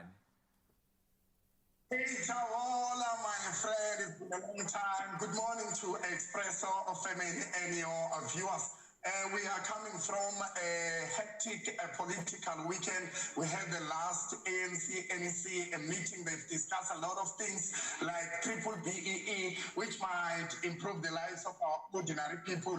We had the Soweto Derby, and of course, congratulations to the Kasi Mamelodi Sundown, which clinched it this weekend. We are starting a week of possibilities. Who would have thought that a warrant officer working for South African Police Services, Tapelo, will win idols. We can only look forward to a great week ahead for it.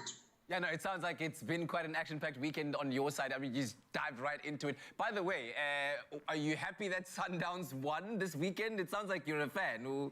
You are the sky is the limit, or Ganjan? No, I'm a Kaizer Chiefs fan. I'm happy that Orlando Pirates, who robbed us earlier, got a beating of their lifetime later on. I love you for it, man. But listen, let's talk about your experience on the Insider, because you were doing some adventurous activities like river rafting and the like. And I was wondering, this outdoor adventure thing, is that in your comfort zone? Are you an adventurous person? No. By nature, I am an adrenaline junkie. I'm a member of Biker Club, which normally bikes for charity purposes. And I am used to these fast, heart-beating adventures. And if you can look at my profile, Rema Dumane on all social, you'll see that this comes naturally to me. Beautiful stuff. So we also have a little bit of you have a slot on your talk show or on your show called Exploring Adventure. And of course, you do some of those explorings out in Mpumalanga. It's quite a place to have an adventure, is it not? Yeah, fortunately enough, I'm in Mpumalanga, one of the beautiful provinces in South Africa. And yes, at Igwalangwal FM, our show, which is called Gusile Mzansi Reloaded, we've got a short-left feature called Vagacha, where we basically promote South African tourism. You'll remember that in Africa, South Africa is the most loved destination for vacation. And statistically, about 4 million international tourists visit South Africa on an annual basis for our beautiful beaches, the landscape that we have here in Mpumalanga, and the wildlife. And it is our duty as SABC, as a station, to educate our masses about the beauty of our country. And I think we have yielded results because latest statistics show that our people, like domestic tourism, has been booming all along. Which is absolutely fantastic news. We're actually looking at some of the highlights from your film shoot with The Insider, and you had some of your close friends with you enjoying and sharing in that entire experience. What was that like for you? It was a great experience, and I think on this insight, it will definitely be a testimony indeed that a rose can flourish where it can be nurtured enough. And fortunately enough, I had this excursion with my friends who have made it in life in Mpumalanga. They are one or among the few respected people, but they are from a humble beginnings as well, like myself. Oh man, listen, I'm loving it for you, the fact that you got to share it with your close friends. And thank you for taking the time out of your show to chat to us this morning. Really, really much appreciated. Siyabonga Matuman. Have a great day. Like the Bible says on Genesis 1 verse 1, God created heaven and earth, and then later on the seventh day came and rested here in Mpumalanga, played with leopards and lions in Kruger National Park, took the panorama around and rested at the God's window. Come and visit Mpumalanga. It's the best and the beautiful province in the country. Yeah, my man, you just went biblical on us. I'll have to reread Genesis 1, verse 1, chapter 1, about what happened in the Piningininging. Thanks very much, man. Have a wonderful week ahead, man. Shine, man, shine. Listen, if you want to witness the excitement of the beautiful adventure, watch The Insider SA on Monday, the 14th of November, of course, at 6 p.m. on S3. And you can take a look at what this man was talking about. Clearly, adventures of a lifetime. Adventures of a lifetime, indeed. Absolutely love that conversation. But for now, though, it's time to do something a little bit more interesting because a competition is waiting for all of us. We're out in the kitchen here, about to make some winners and give you every reason to do so. Let's talk about that right now because the festive season is, of course, underway and Golden Cloud and Beacon are back with another exciting competition. So 5 lucky viewers are going to be standing a chance to get paired with a professional chef and compete for the grand prize valued at 50,000 Rand. Now, to get you inspired and set the standard for this year and all these entry bakes, we have our first professional. We've got Chef Thando in the building. She's here in the kitchen to give us a masterclass on how to make the perfect Christmas shaker cookies. Thando, how are you doing? I'm good. How are you? I'm good. We've got a whole professional, eh? Listen. The bar's been set. It's been set, and I'm very excited for this competition because, like, who gets to cook with professional chefs on a daily? How cool is that? And not just that, but there's also huge prize money. Come on. I'm also like, can I win? Can I get involved? Can I get involved in the final prize? So listen, I think Mzansi is obviously going to be paying attention to this because they want to know exactly what's going to stand them, set them apart from everybody else and give them that best opportunity to get that cash prize and be one of those lucky 5. Make it look beautiful. So give us all the information that you can. Don't back on us. And how are you starting with this one? I will. Okay, so we've got some sugar and butter here. Okay. And we're just going to cream this. All right. There we go. Step 1. As seems to be the first step for many bakers. Yes. I'm starting to learn things here in the kitchen. I realize this is quite a standard feature when it comes to your bakes. And it's a crucial step, actually. Yeah. Because it affects the outcome of your bake so much. Okay. In what way? Like the texture. Ah. So creaming always helps with making like a fluffier, like a more beautiful crumb. Okay. All right. Top 1 already in the bag. In the bag. I like there that. we go. Okay. And then I'm going to gradually add our eggs. Okay, so now we're adding the wet ingredients. There we go. And our vanilla essence. While I have you here, is there a reason why we do this process of like dry first, then wet ingredients? Why don't we not just chuck it all in and mix it up? That just makes life difficult. Also, it helps in terms of aerating the batter. So if you need to aerate your dough or aerate your batter, if you add everything at once, nothing's going to aerate. You're just going to have like a lump of dough and then just bake crumbs. And Okay. you know? Well, that absolutely makes sense. There we go. And especially when it comes to things like bakes, texture is important. Is important, exactly. How you bite into it, the aeration and everything is such a pivotal role in that final product. So I think from the start you need to pay attention and we're doing exactly that. All right, we're already on to the next steps. What's happening next? Flour in your bowl, about 2 cups.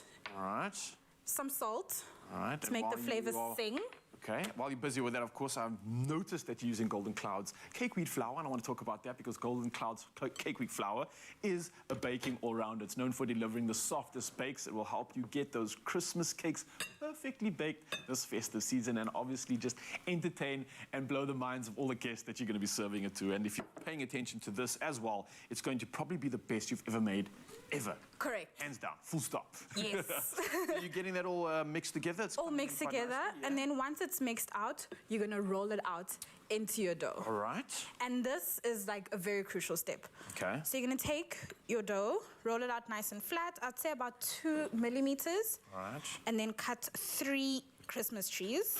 3 Christmas trees. Okay. There we go. Attention. And then place them in the fridge. All right. To slightly set. So when you place them in the fridge, it helps hold that shape. Okay. Yes, and then once it bakes, it holds that shape better instead of just spreading out and just, nice. you know how cookies bake? Exactly. Through. Pay attention, Mzansi. There we go. Okay, so that's going in the baking tray now. And Yeah. it was about 2 centimeters thick, roughly. There we go. And then we'll have one. We'll cut a circle, and this will be the part of our shaker cookie. Ah, okay. There we go. And then So you literally just plonked a hole in that one. Yes. There we go. Make and sure just try to be it's careful together. as Yeah. well because they do break. And then the third one, does it get a hole as well? Yes. All right, so 2 get the hole, 1 doesn't. I'm very curious to see what's actually going to be happening right now. There we go. And then you'll place these in the fridge to set a little bit for about 10 minutes and then bake them in the oven for about 10 to 15 minutes. You don't want them too golden, but just nicely baked. And then what you're going to do for me is crush the sparkles. Ooh, okay. So sparkles go in the packet right now. I'm going to crush those. How many are going in here? As much as you want, really. Do I open them out of their individual packets as well? Yes, please. And try like use the same colors. Okay.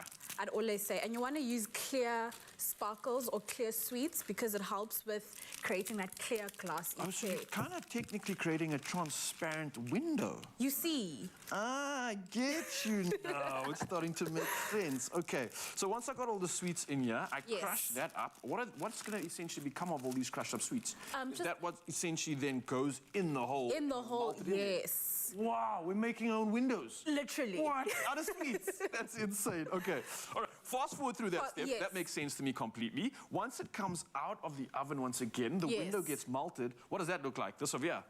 What you have right there, and that then... is so cool. There we go. See this? So it's nice and clear. Oh, awesome is that? It literally looks like a window through a Christmas tree. Yeah. Stacked all three of them together. Correct. All right, and then what's our final step? The final step, so you've got some royal icing there, and you're going to stick the 3 layers together. So you're going to start with the first... Almost like glue. Yes. Ah, royal icing is like pastry glue. Okay, so I'll just do the edges nice and easy. There you go. Obviously, for the sake of time, I'll fast forward into the future because we'll end up looking like a 3-stacked Christmas tree, which kind of would look something like, let's see, like that, and another one over there. Let's just pretend I glued that all together. And then, boom, boom, boom, fast forward into the even more distant future. And then we've got some shakers in there. That is so cool. It is so cool. They're literally inside. Yeah. Oh, I absolutely love it, Tando. You have blown us away. Clearly, there's a reason why you are the professional. The bar's been set. And for you, Mzansi, don't forget, if you are passionate about baking and believe you have what it takes to compete in this ultimate baking challenge, it's time to get those entries in because you could be one of 5 finalists competing on Expresso for the grand prize of 50,000 Rand, and that's all in cash. Now, the winning contestant and chef duo will be crowned live on Expresso. Now, your entries entries are open. They are open from today, right? It's go time. So to enter, Bake with Golden Cloud and Beacon, snap a picture and share your bake using the hashtag Golden Baker Search 2022 and tell us why you should be a finalist. Simple as that. Now, the WhatsApp entries can go to the number 063-814-2300 and stay tuned over the next few days to get more tips and tricks on how to make your entry bake stand out from the rest, just like this professional has done over here. Well played.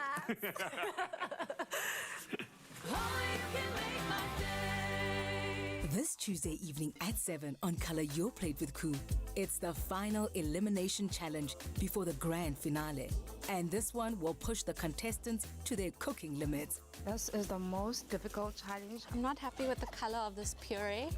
Joining the judging panel is one of Mzansi's best-selling cookbook authors. The Lazy Makoti. I can't wait to taste. That's Color Your Plate with Koo. Tuesday evenings at 7, only on SABC2.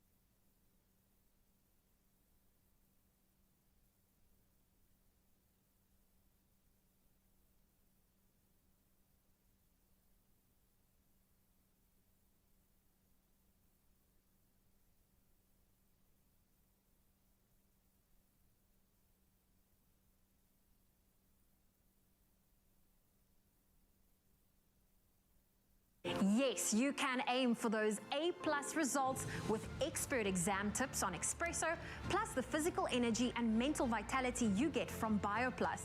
And the time is now with a chance to win a study hamper to the value of 2,000 Rand. To enter, catch those valuable tips and tricks on Expresso, then answer the BioPlus competition question on Expresso's Facebook, Twitter, or Instagram pages using the hashtag BioPlusExam. It's my feel-good breakfast show. Welcome back to it, your feel-good breakfast show. We're live, large and in charge on this Monday morning. Guess what? We've got 4am in the studio. They're about to perform one of their songs, Tebelele, very shortly, right? And I've been learning the first 8 count of the choreography, which we're going to show you now, because you need to learn it at home so that when they're performing live, you can do it as well, because you need to move the coffee tables and stuff, right? So wait, show everyone at home. How do we do it again? 6, 7, we go. 8, say. Go, go, go. Chilling with my lovey. Hey.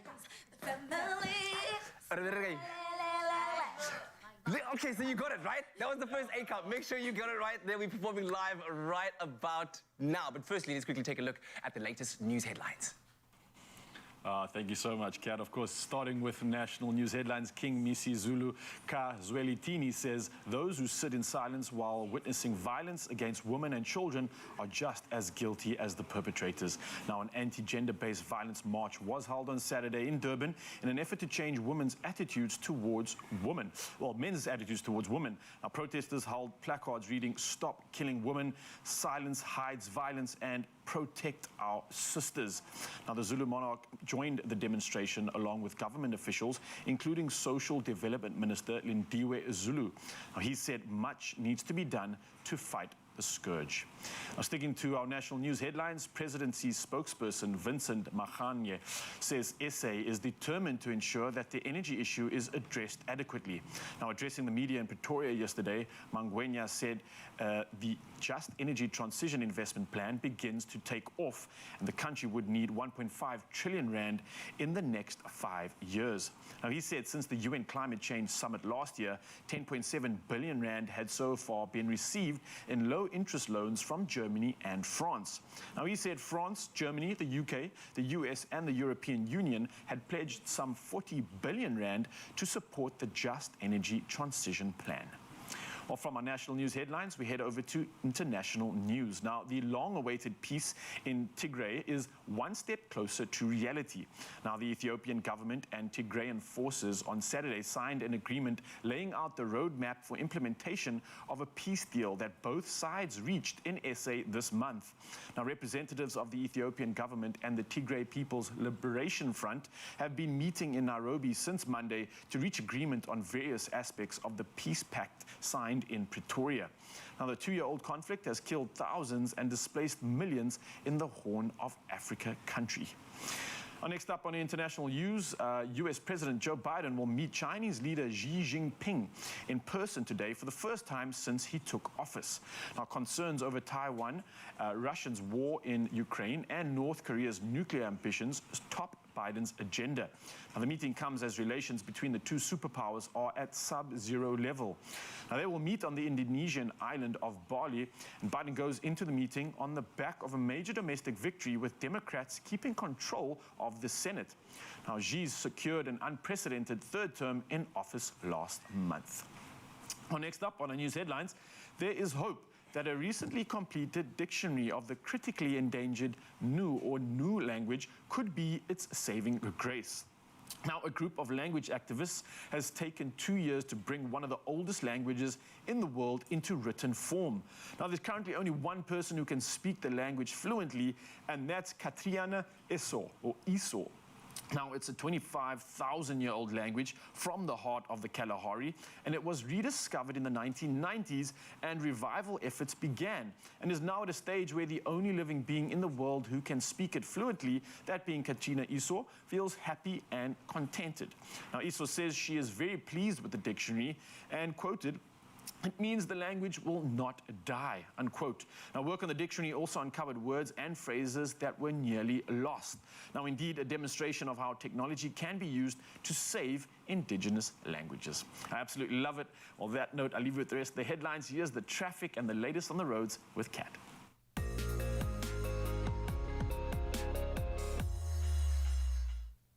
Well, out in Gugulethu in Cape Town, there's been an accident on the N2 outbound at airport approach, so please do approach with caution in that part of the city. Out in Rudderpoort in Johannesburg, there's been a multi-vehicle accident on the N1 northbound before the N17. The left shoulder of the road is closed, so you can expect delays there. In Centurion, Johannesburg, there's a sinkhole on Veerder Road, resulting in a road closure between the R101 and the N14 highway, so please use an alternative route. That's it for the traffic update. Right now, let's take a look at the weather.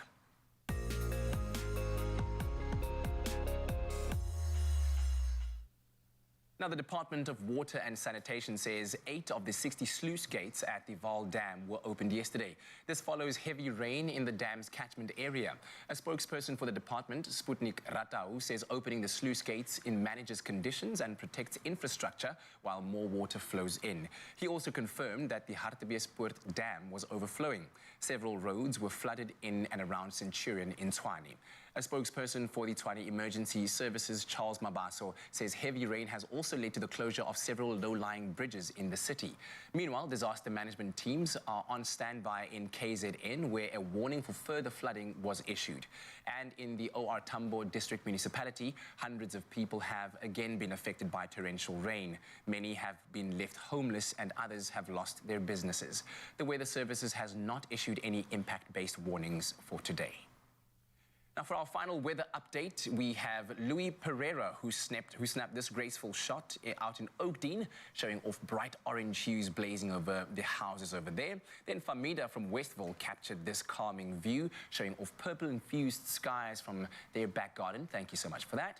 Rumba Govender sharing another view this morning, and this one of the blissfully fluffy clouds out in Durban. And then we've got Ivania Barnes, who sent this incredible video of birds flying around Kariga.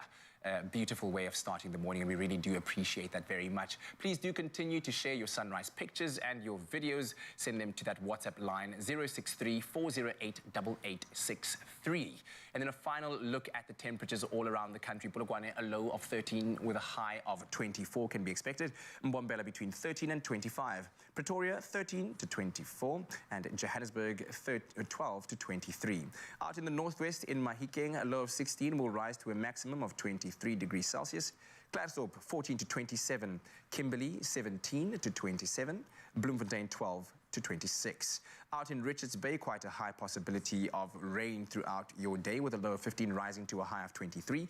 Pietermaritzburg 11 to 23, Durban 17 to 23, and Mthatha, your temperatures will range between 11 and 23. In East London, a low of 17 will rise to a high of 22, Craddock 12 to 28, Gqeberha 18 to 23, and George 15 to 23. And then finally in the mother city, a low of 15 will rise to a maximum of 26. Worcester 13 to 33, Sutherland 11 to 26, and Uppington 19 with a high of 32 degrees Celsius on your Monday morning. But no matter what the weather is in your part of the country, here's to hoping it's a magnificent Monday, and we're about to make sure that it is with the next performance. Yes, indeed, my friend. It's so incredible to see how far these ladies have come from when we first introduced the concept of T-pop to you guys. They are polished, the choreography is insane, and of course, the music stands up. And what I'm loving the most is they look like sisters now. I think they all share one heart and one mind. Well, 4IAM are here to perform, not just for me, for you guys as well. Here is original music. Soak it up, move the coffee table, get on your feet. Mtebelele. Take it away, girls. Woo!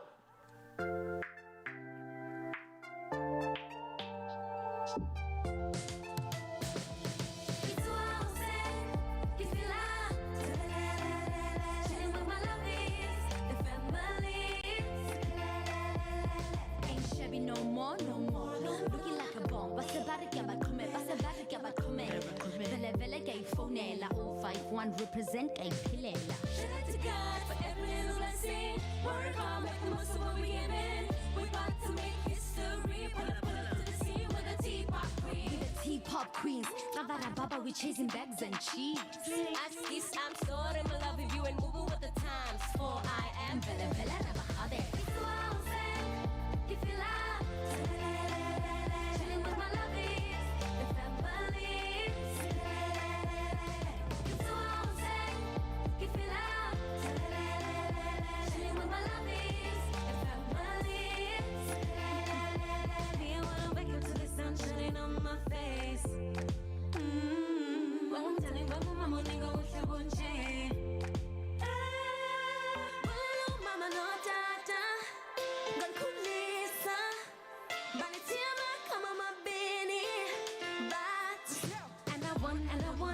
want to stay. Yaga, yaga, yaga, positive all day. I've been hot to tea, but not to my kwami. In Balay, she goes Sazana. Yabulango, bombi, bami. It's a vibe tonight. You feel like chilling with my lovies, the family. Fuga, it's a vibe tonight. We ride, celebrating us, a soft life. Waistline ting, pretty body, fine beat. Rip up the bitch, spit on my style, that's me. Main character energy, I know that you're feeling me. Temperature goes up, you know, Phoenix tripping overload. Move my body like the sea, flowing free and catching beats. Okay, guys, you man, and then it's so you feel like chilling with my lovies, the family. It's so you feel like chilling with my lovies, the family.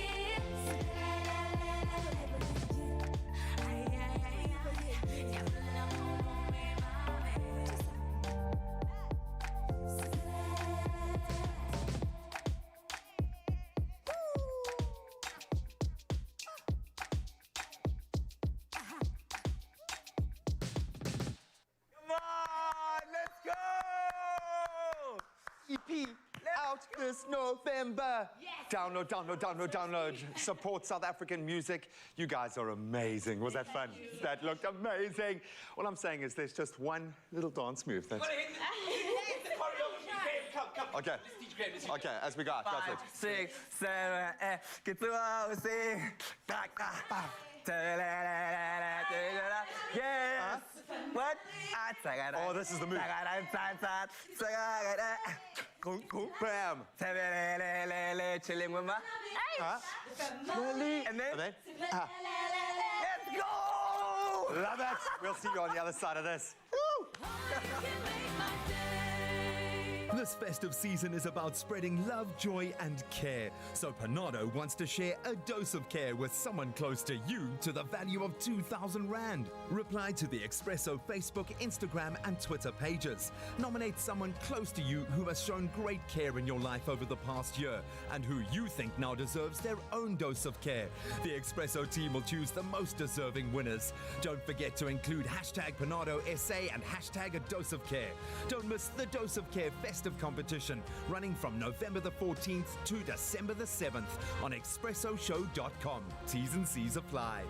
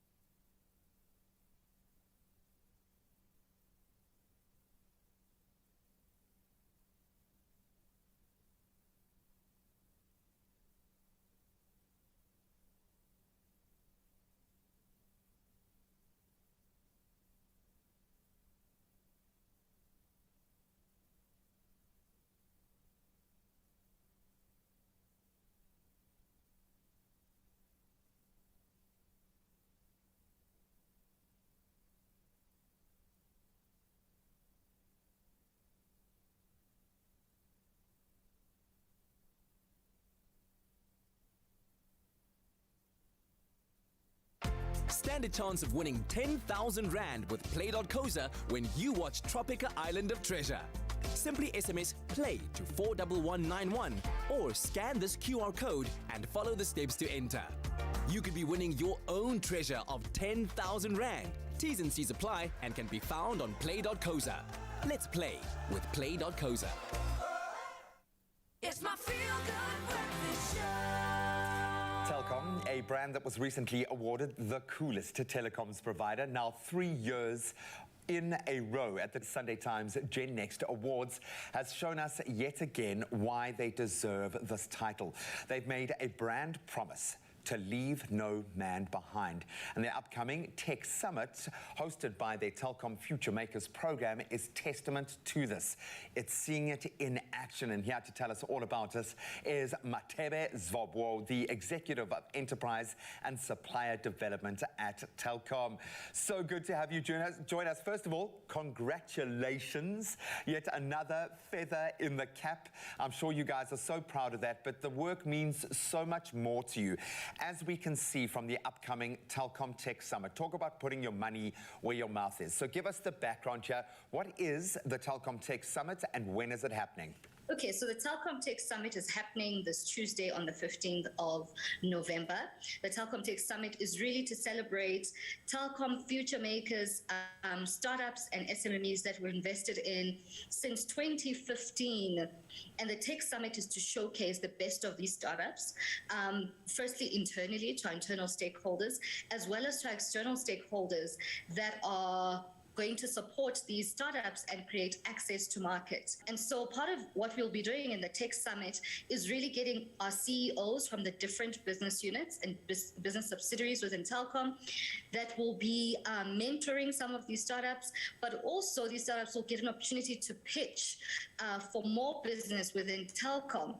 And so what it does for us is really add to the sustainability of these startups. And I'm going to use the term ecosystem a lot, I have a feeling, with this, because it's not just about one flow of information or potentializing these companies. It works both ways. So how was the summit first founded, and what was that initial motivation? Why take this step? So what we wanted really to do is to showcase the work that we do, but also create a community for the startups, but also to get our C-suite involved in all the fun that we experience on a day-to-day basis. You know, some of these startups will also be exhibiting anything from drone technology to education and, you know, ECD. So it's really, really going to be an interesting experience for them as well. We really would want a Future Makers community that not only lives in the programs that we do, but is really, that permeates beyond that. I love it, because in business, you need mentors, you need people to kind of guide you and influence that path. That is vital, but you need strategic network around you. I mean, now that you've started this journey and you've got a bit of a track record, what power lies in supporting technology-driven startups in our current South African ecosystem? Why is this so important? So we believe technology is really a great conduit for solving real problems and real South African, real African problems. And, you know, you look at the areas that I've just touched on, ECD is such a big issue within South Africa. We do not have proper early childhood accredited development facilities. And so part of these startups solve really crucial problems. Some of the startups in Future Makers solve problems, you know, that relate to manhole cover. You know, we've seen that Soweto story where a child really slipped into a manhole because it was not covered. And so really technology is an enabler to solving many, many, many problems if we've got the right problem-solving mindset. Definitely. That digital divide is getting smaller and smaller and smaller, and the springboard to get across it is getting more and more powerful. All of this being said, we have this one beautiful opportunity to see some of the best in the biz and be inspired by them. Who are going to be some of the key guests and speakers at the summit this year? Who's got you excited? Who's got me excited? I'm always excited by our Group Exco, and I must take my hat off to them. So all our C-suite members will be there. But obviously, we've also got the Honourable Minister of Small Business, Ms. Stella Ndabeni. Abrahams will also be joining us to be part to deliver the keynote. We've also got a startup founder called Melvin Lubega, who started one of Africa's billion-dollar businesses in education. And we've also got our startups themselves. You know, they will be learning from each other as well. You know, we've also got breakaway sessions that will be addressing specific issues in tech startups, including women in technology, and how we address such issues. As you're aware, we still have such a big gender gap across the board, you know, in the workplace, as well as in the entrepreneurship space, as well as in the technology space. And so we'll be unpacking some of those challenges as well as part of the dialogue in the summit. So it's really, really going to be exciting. And I guess for us, this is so important because anyone that wants to join this community must then look out for when we recruit for different cohorts of the different programs that we do, because we do want to grow our community, and also we want to grow it with quality startups as well. Yep, thank you for giving them the gravitas, the muscle, the mentors, because that's what it requires. We know that our future as a country rests on the shoulders of small business, and you are taking them into this amazing new future because technology can unlock. It is the key. So thank you so much for helping to not only democratize data and give access in that space, but also becoming the backbone of those small businesses to take that conversation to a whole different level. Thank you so very much. Thank you. Telkom remains committed to supporting and growing the South African tech industry. And to find out more about Telkom's Tech Summit and the Future Makers program, you can visit telkom.co.za.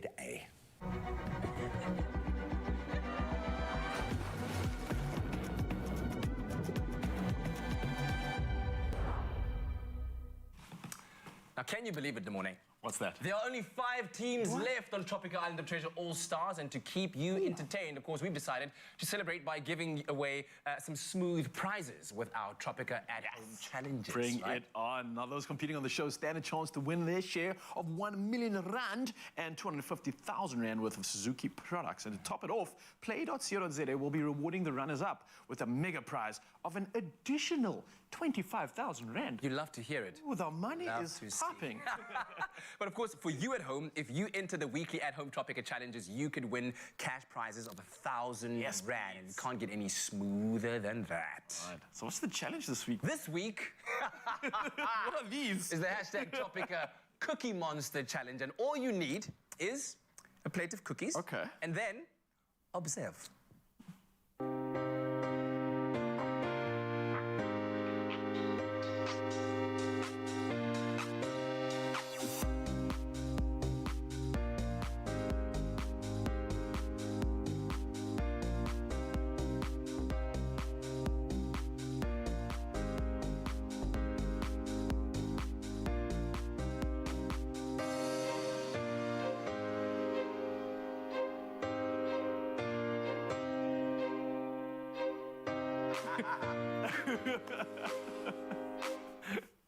Hi, boo. Okay.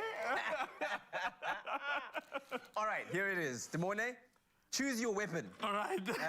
Are you gonna go for that one? Techniques that were happening. That's weird. I was thinking like a little finesse, like just hit it in the air and then. I mean, you've got hopes, Darwin Nunez. I'm gonna try. Okay, from the forehead. Okay. Darwin was on fire. 2 goals this weekend. Shattered. 2 goals. Okay. Here you go. Let's try the finesse technique first. Okay, cool. Okay. Okay.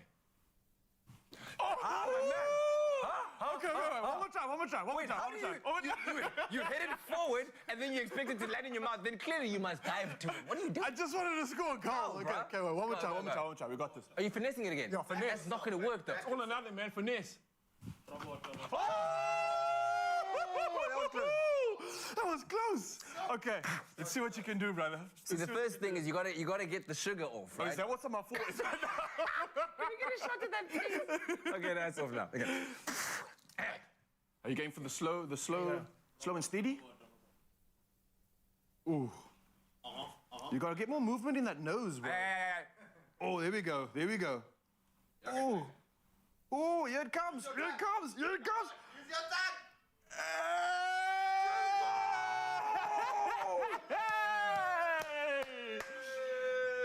In light of the gunners, I see it. It's in my mouth. This guy. This is so good. Please get the close-up of the sugar. So much. Get the close-up of the sugar. Sweet victories. Well played, man. That was exceptional. First attempt. Man, well done. I tell you, well done. When you come, I've got to try again now. There's only one way we can beat that. It's the finesse. You're starting to look like Santa Claus because like the sugar's creeping into your eyebrows. Okay, come on now. Okay, cool. Got this. Come on. Oh no! Oh my God! So close. It touched the mouth. It touched the mouth. Okay, go. One more biscuit, one more chai. You are not gonna give up. wasting cookies. I'm not gonna give up. We're gonna eat that later. Don't worry. Sprinkles. Okay, come on now. You got this.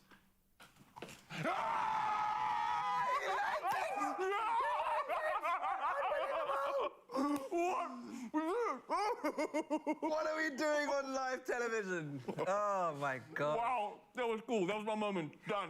I'm out of here, guys.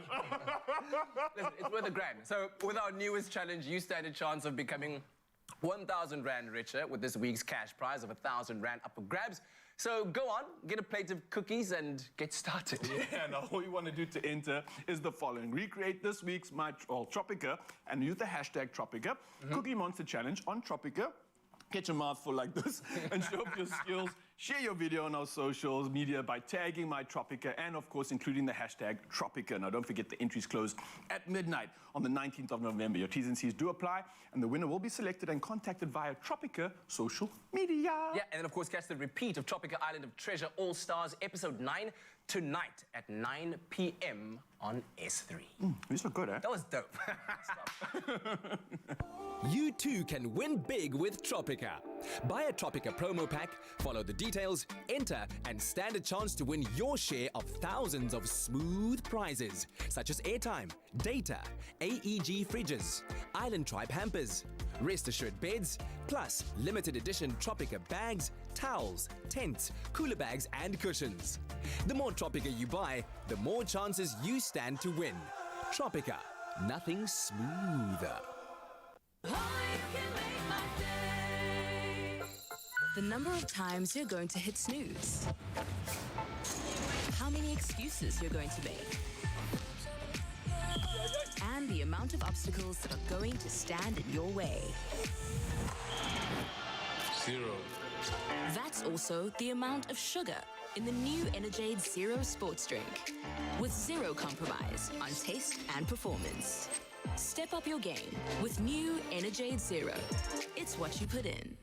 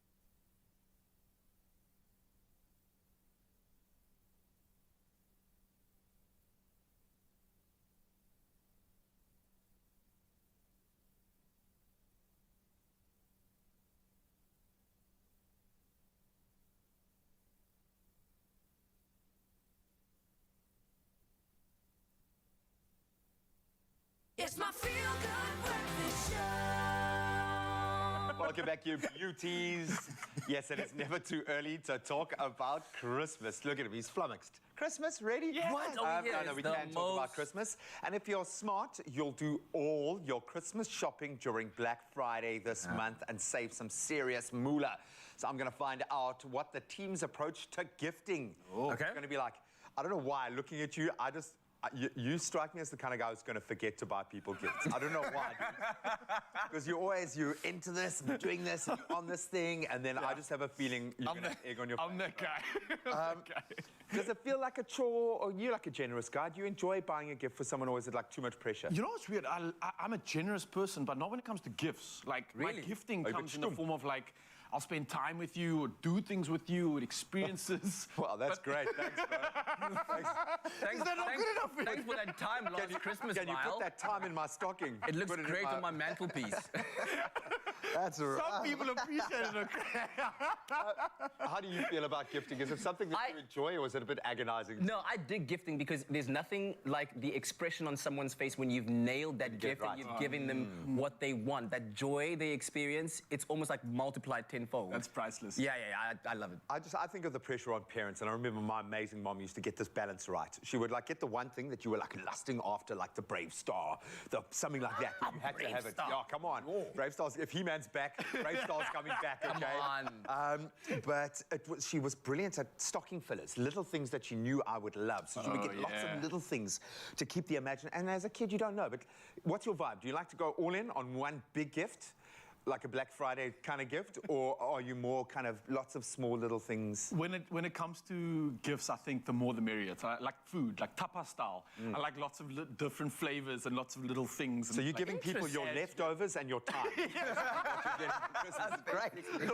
Stay away from me during Christmas. Christmas in your house, Kat. Nah, come to my house.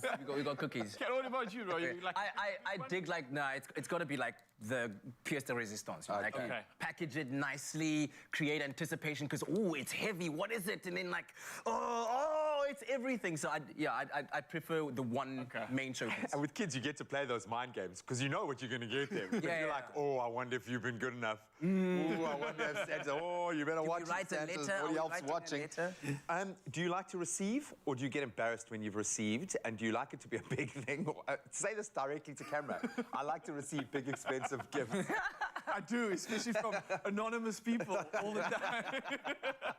Look, it doesn't actually matter again. I think because of the way I like to give gifts, when I receive them as well, it's kind of like the same hand in hand. Like, I prefer just time spent with people and things like that. So I don't really know how to answer that one, to be honest with you. It's a tricky one. I'm not sure. Time is on Rail's side. I'm actually like not that big on receiving gifts. It makes me a bit now that I think about it. You get like embarrassed. No, right? But it is. No, it's like, thank you, and I really mean the thank you. But then I feel like I'm not saying thank you enough, because some people are really so thoughtful that they would hit you with like, I really wanted this gift, and then you feel like just your thank you isn't enough. So I do kind of get like... Okay, and right now, do the face when you've got something that you don't want. There. That's pretty good, actually. Now, this is what the December holidays are going to look like as Kat spends time with Ryle. All of the time in the world at the mountain. I love it, Ryle. Thanks for your time, buddy. So great. Well, our advice, my advice, don't take theirs, is do your Christmas shopping this month and capitalize on those Black Friday deals. You know there's going to be some amazing ones and an opportunity to get that big present. And, of course, if you know anyone who needs this advice, spread it. And of course, if you're a Nedbank American Express card holder, this should make very, very, even more sense to you, because every time you swipe for 500 Rand or more for this entire month, get this, you get one entry and one step closer to winning your share of 100 million greenbacks. 100 million. That's ridiculous. Wow. That is going to make your Christmas a whole lot merrier, and you can get shopping, or you can spend as much time as you want with Ryle. It's limited, okay? Drag him! Drag him, Richards!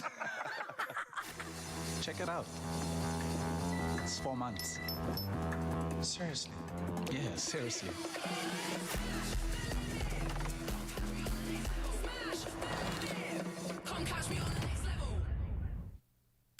Oh, you've seen them once before, you're about to see them again. It's time to let loose and feel the raw energy that 4IAM transmits through their music. And they're ready to give us another performance. It's a song that might add a new word to your vocabulary called Dashingu. Living the life.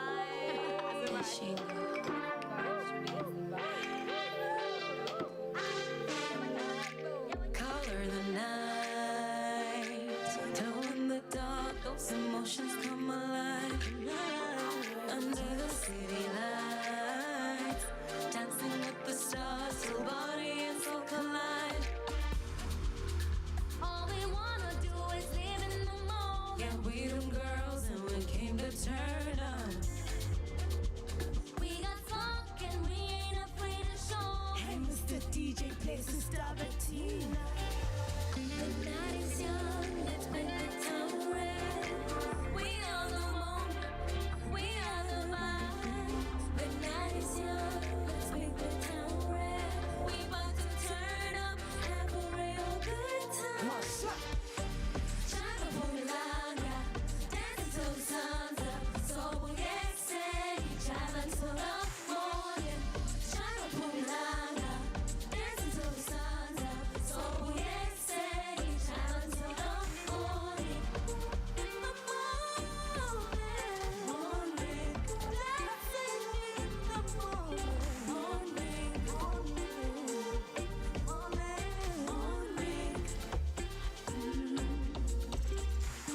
Pockets in the girls are shining like pearls. The people confirm. Asking like your kind, shook me vibe, bringing the light. People no last, doing a bamba, till us as fans up. Jonga the fit, can even compete. This is too lit. The night is young, let's paint the town red. We are the moment, we are the vibe. The night is young, let's paint the town red. We about to turn up, Have a real good time. Chaka Pumilanga, dancing till the sun's up. So we get set, drive until the morning. Chaka Pumilanga, dancing till the sun's up. So we get set, drive until the morning. We gonna party all night. Satsaiva, sakruva, sikumandi.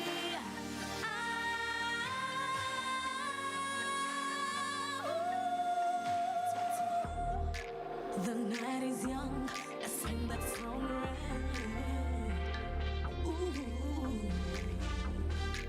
The night is young, let's paint the town red. Ooh. Chaka Pumilanga, dancing till the sun's up. So we get set, drive until the morning.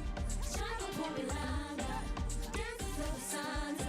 So we get set, drive until the morning. Coming in the morning, coming in the morning, coming in the morning, baby. Coming in the morning, coming in the morning, coming in the morning, baby. Coming in the morning, coming in the morning, coming in the morning, baby. Coming in the morning, coming in the morning, coming in the morning, baby.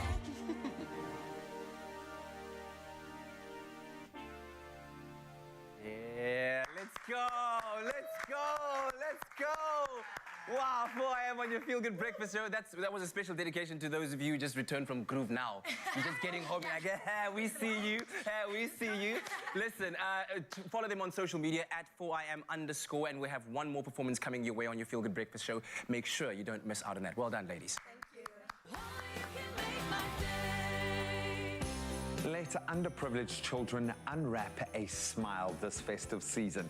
Safripol has again partnered with the amazing Angel Network and Toy Kingdom to collect your pre-loved toys to be re-gifted this festive season to those who need it the most. You can donate your pre-loved toys at any participating mall or Toy Kingdom, or visit safripol.com for more information.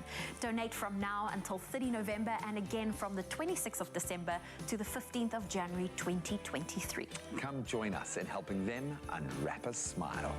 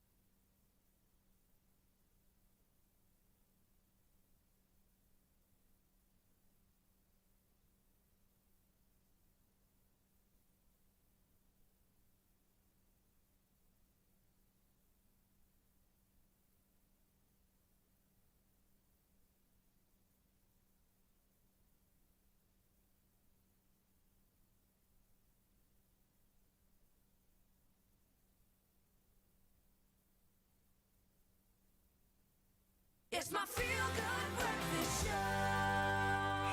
Chocolate is your love language, then this one is for you, and it's, yes, for all of us, because we love our chocolate on set here. With the best cocoa pods from the jungles of Africa and the best cocoa beans from Central America, Chocolates Valor uses these natural raw materials of the absolute highest quality to produce a very successful secret recipe. And with chocolate lovers in mind, the master chocolatiers have produced a leading brand of sugar-free chocolate, making it diabetic-friendly. This is massive. Now, even you can enjoy a treat on this World Diabetes Day. And joining us in studio to tell us all about the range of Valor chocolates is founder and director of the Swiss Diversitas Group, Nicholas Turnen. Welcome to the show. Welcome back. It's been almost a year. Thank you for bringing the treats with you. We absolutely love it. Maybe a good place to start, Nicholas, is with a bit of background, because there is some history in this brand. So talk us through who Valor are or is. Give us a bit of background about you guys. Chocolates Valor is a 140-year-old family business. It's now being run in the 5th generation, and they are based in a small town on the Mediterranean coast of Spain in Villajoyosa. And like I said, very long history in chocolate making. We love that, and it feels like you guys, yes, are paying homage to traditions, so you can still get that full value if that's what you want, but there is a new market of health-conscious, diabetic. There are people that need different options, and you guys seem to offer that now. Absolutely, you hit the nail on the head. So we have two ranges which are popular internationally.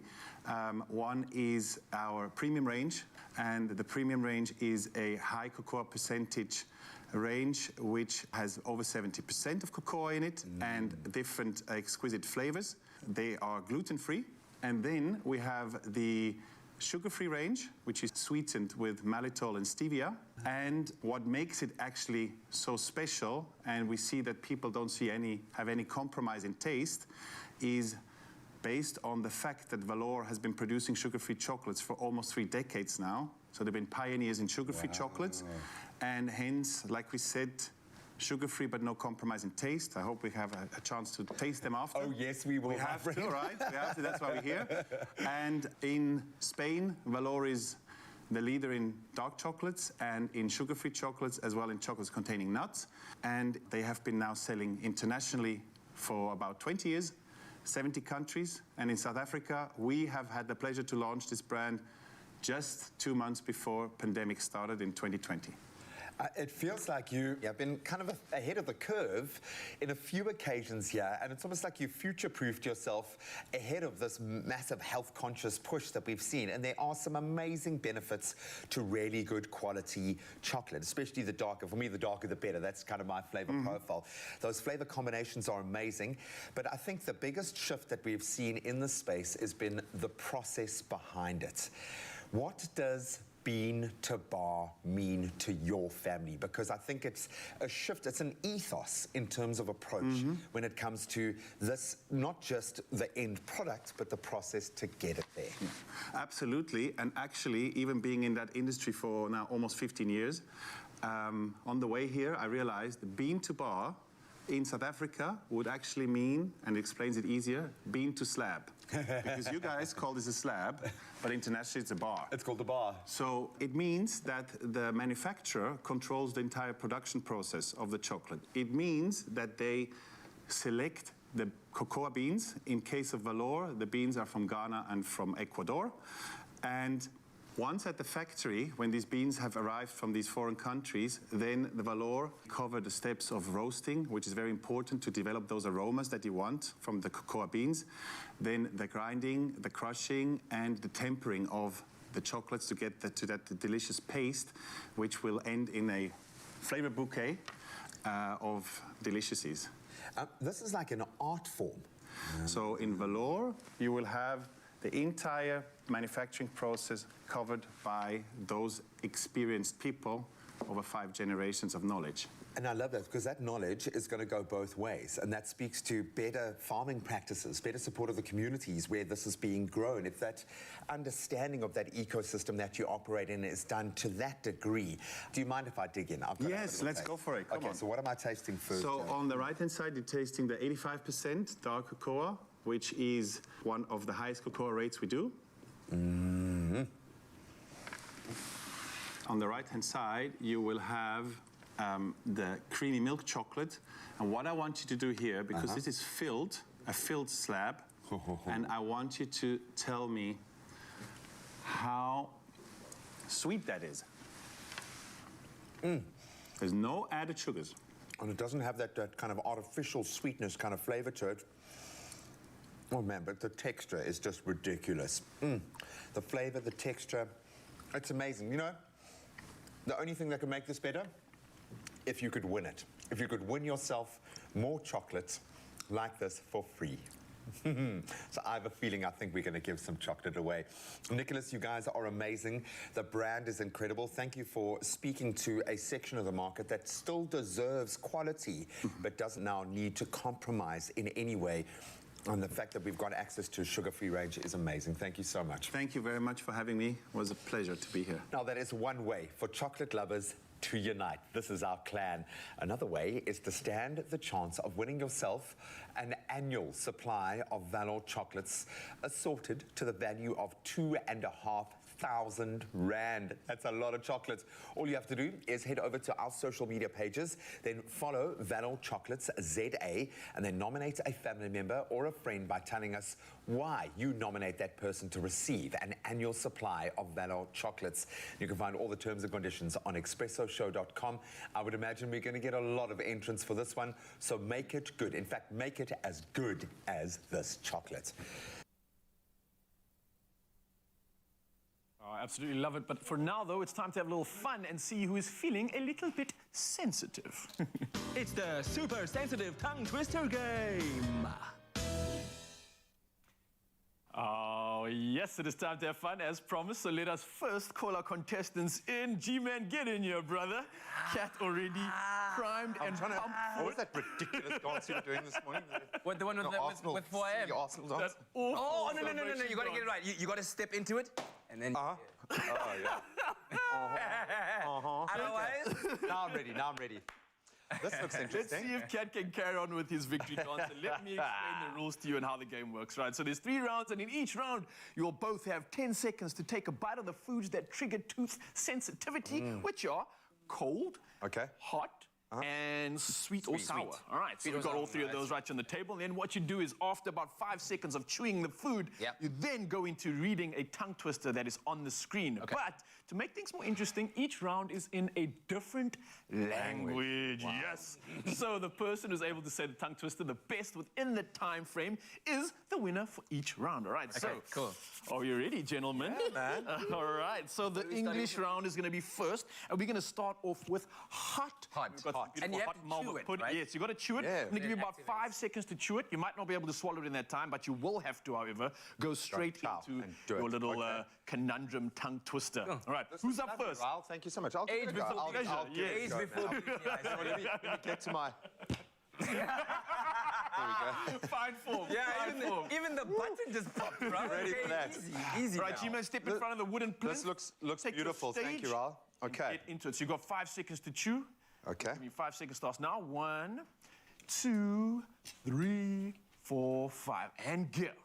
Irish wristwatch, Swiss wristwatch, Irish wristwatch, Swiss wristwatch. I wish to wash my Irish wristwatch, not my Swiss wristwatch. Oh, it was so close, man. So it's 5 seconds to chew. 5 seconds of chewing, and then... Is it 5 seconds of chewing? So you got to chew for the man who's got 5 seconds. Chew for 5 seconds, and then straight into the tongue twister. Chew wisely, my friend. Chew wisely, and remember, the time is not on your side, so you got to be quick. I'm doing already. 2, 1, let's go. Irish wristwatch, Swiss wristwatch, Irish wristwatch, Swiss wristwatch. I wish to wash my Irish wristwatch, not my Swiss wristwatch. Your Iris or your... Well, shut up! Which wristwatches do you wish to wash? I think we need one of our passive-aggressive noises. Can we have one?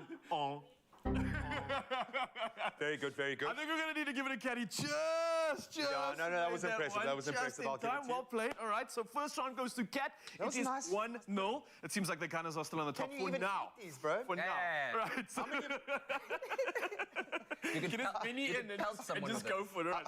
Straight into the cold now, ladies and gentlemen. The cold test is about to go down. This language is Afrikaans. Did you just do 3? 3. Are you nuts? Right, so you can't do less than 3 then, okay? No, that's horrible. Why would you do that to yourself? 2, 1, let's go.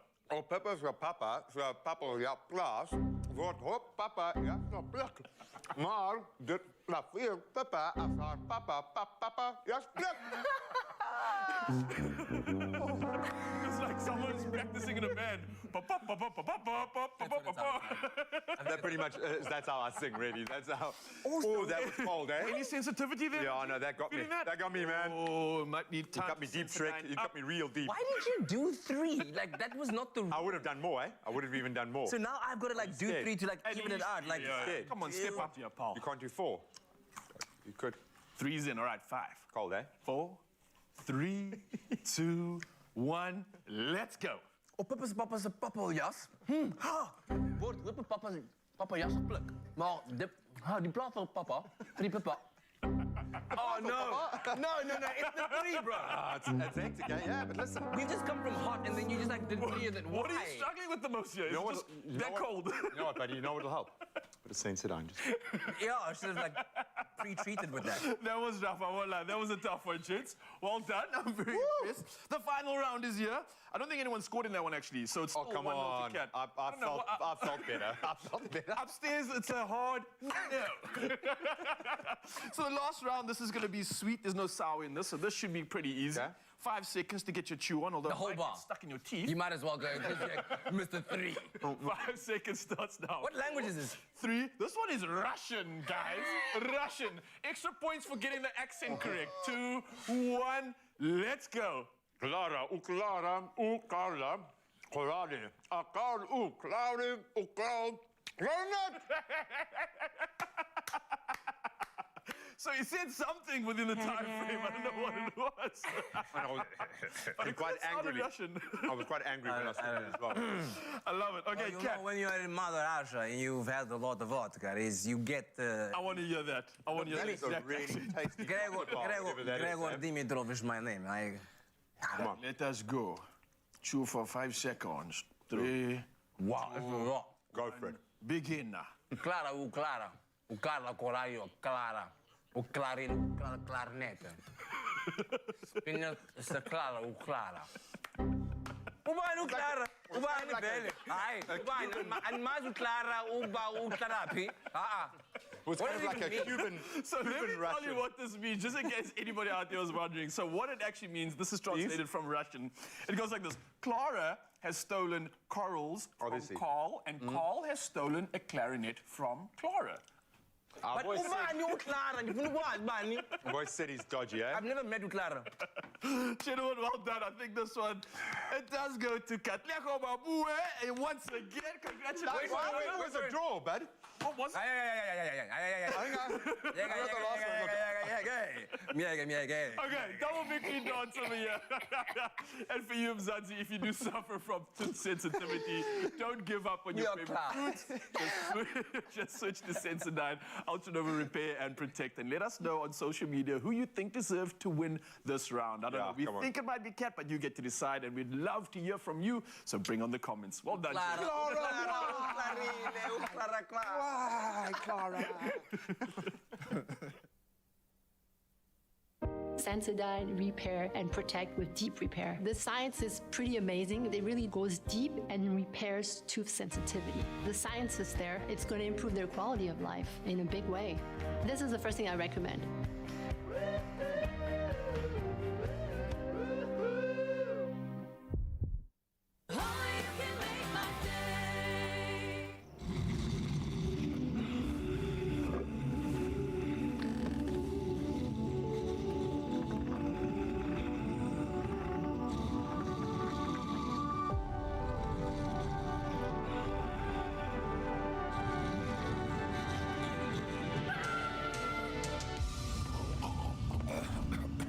Defeat your mucus monster Mucofizz. Loosen mucus and phlegm for clearer airways. Brought to you by Pharmadynamics.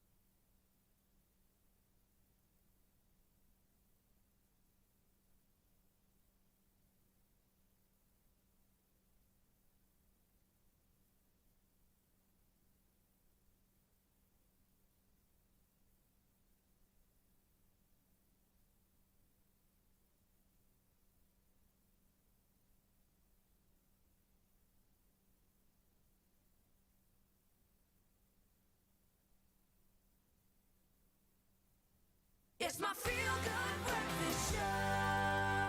Welcome back. It is your feel-good breakfast show, Expresso, on S3 on this Monday morning, and 4IM are just about ready to drop the mic on another fire performance after two of them that we've experienced earlier on. But before we do that, they're about to drop this song, which I can tell you is a sample of one of our favorites from a very long time ago. But in the meantime, the 25th of November is a very important date to remember because that's when their T-pop EP drops, and you can check out all the pre-save links on all of their social media platforms at 4IM_. But right now, sweetie, my baby, hi.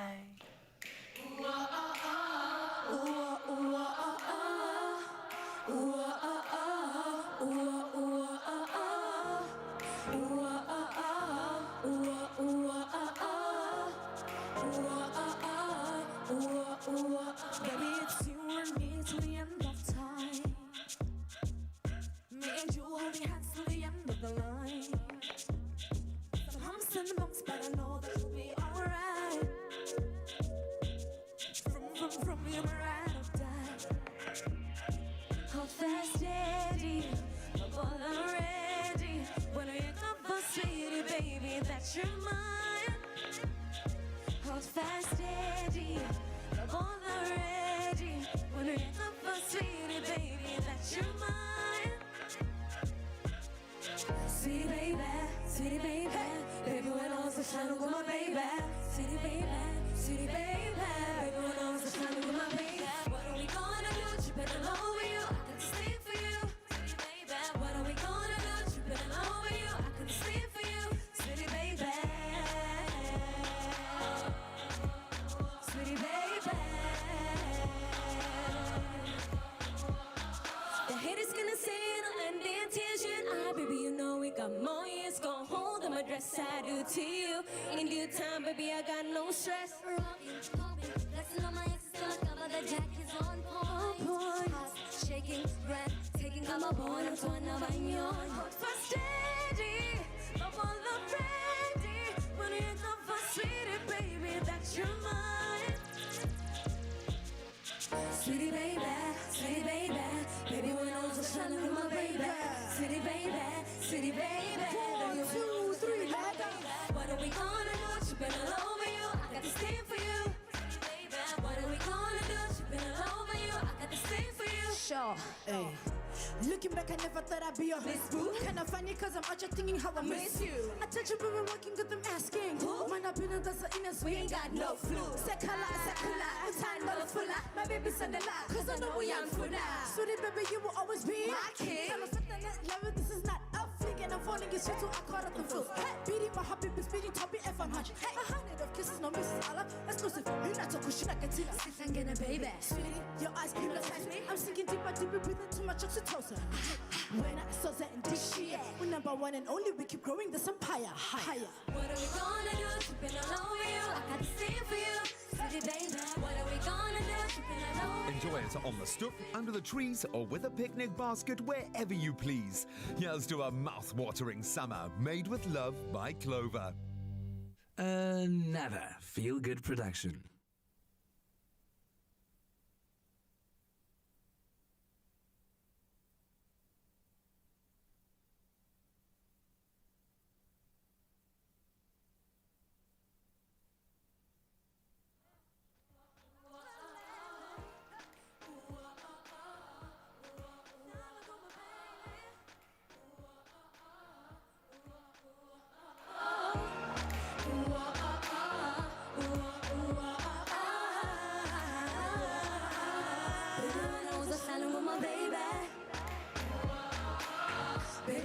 was standing with my baby. Baby, when I was standing with my baby.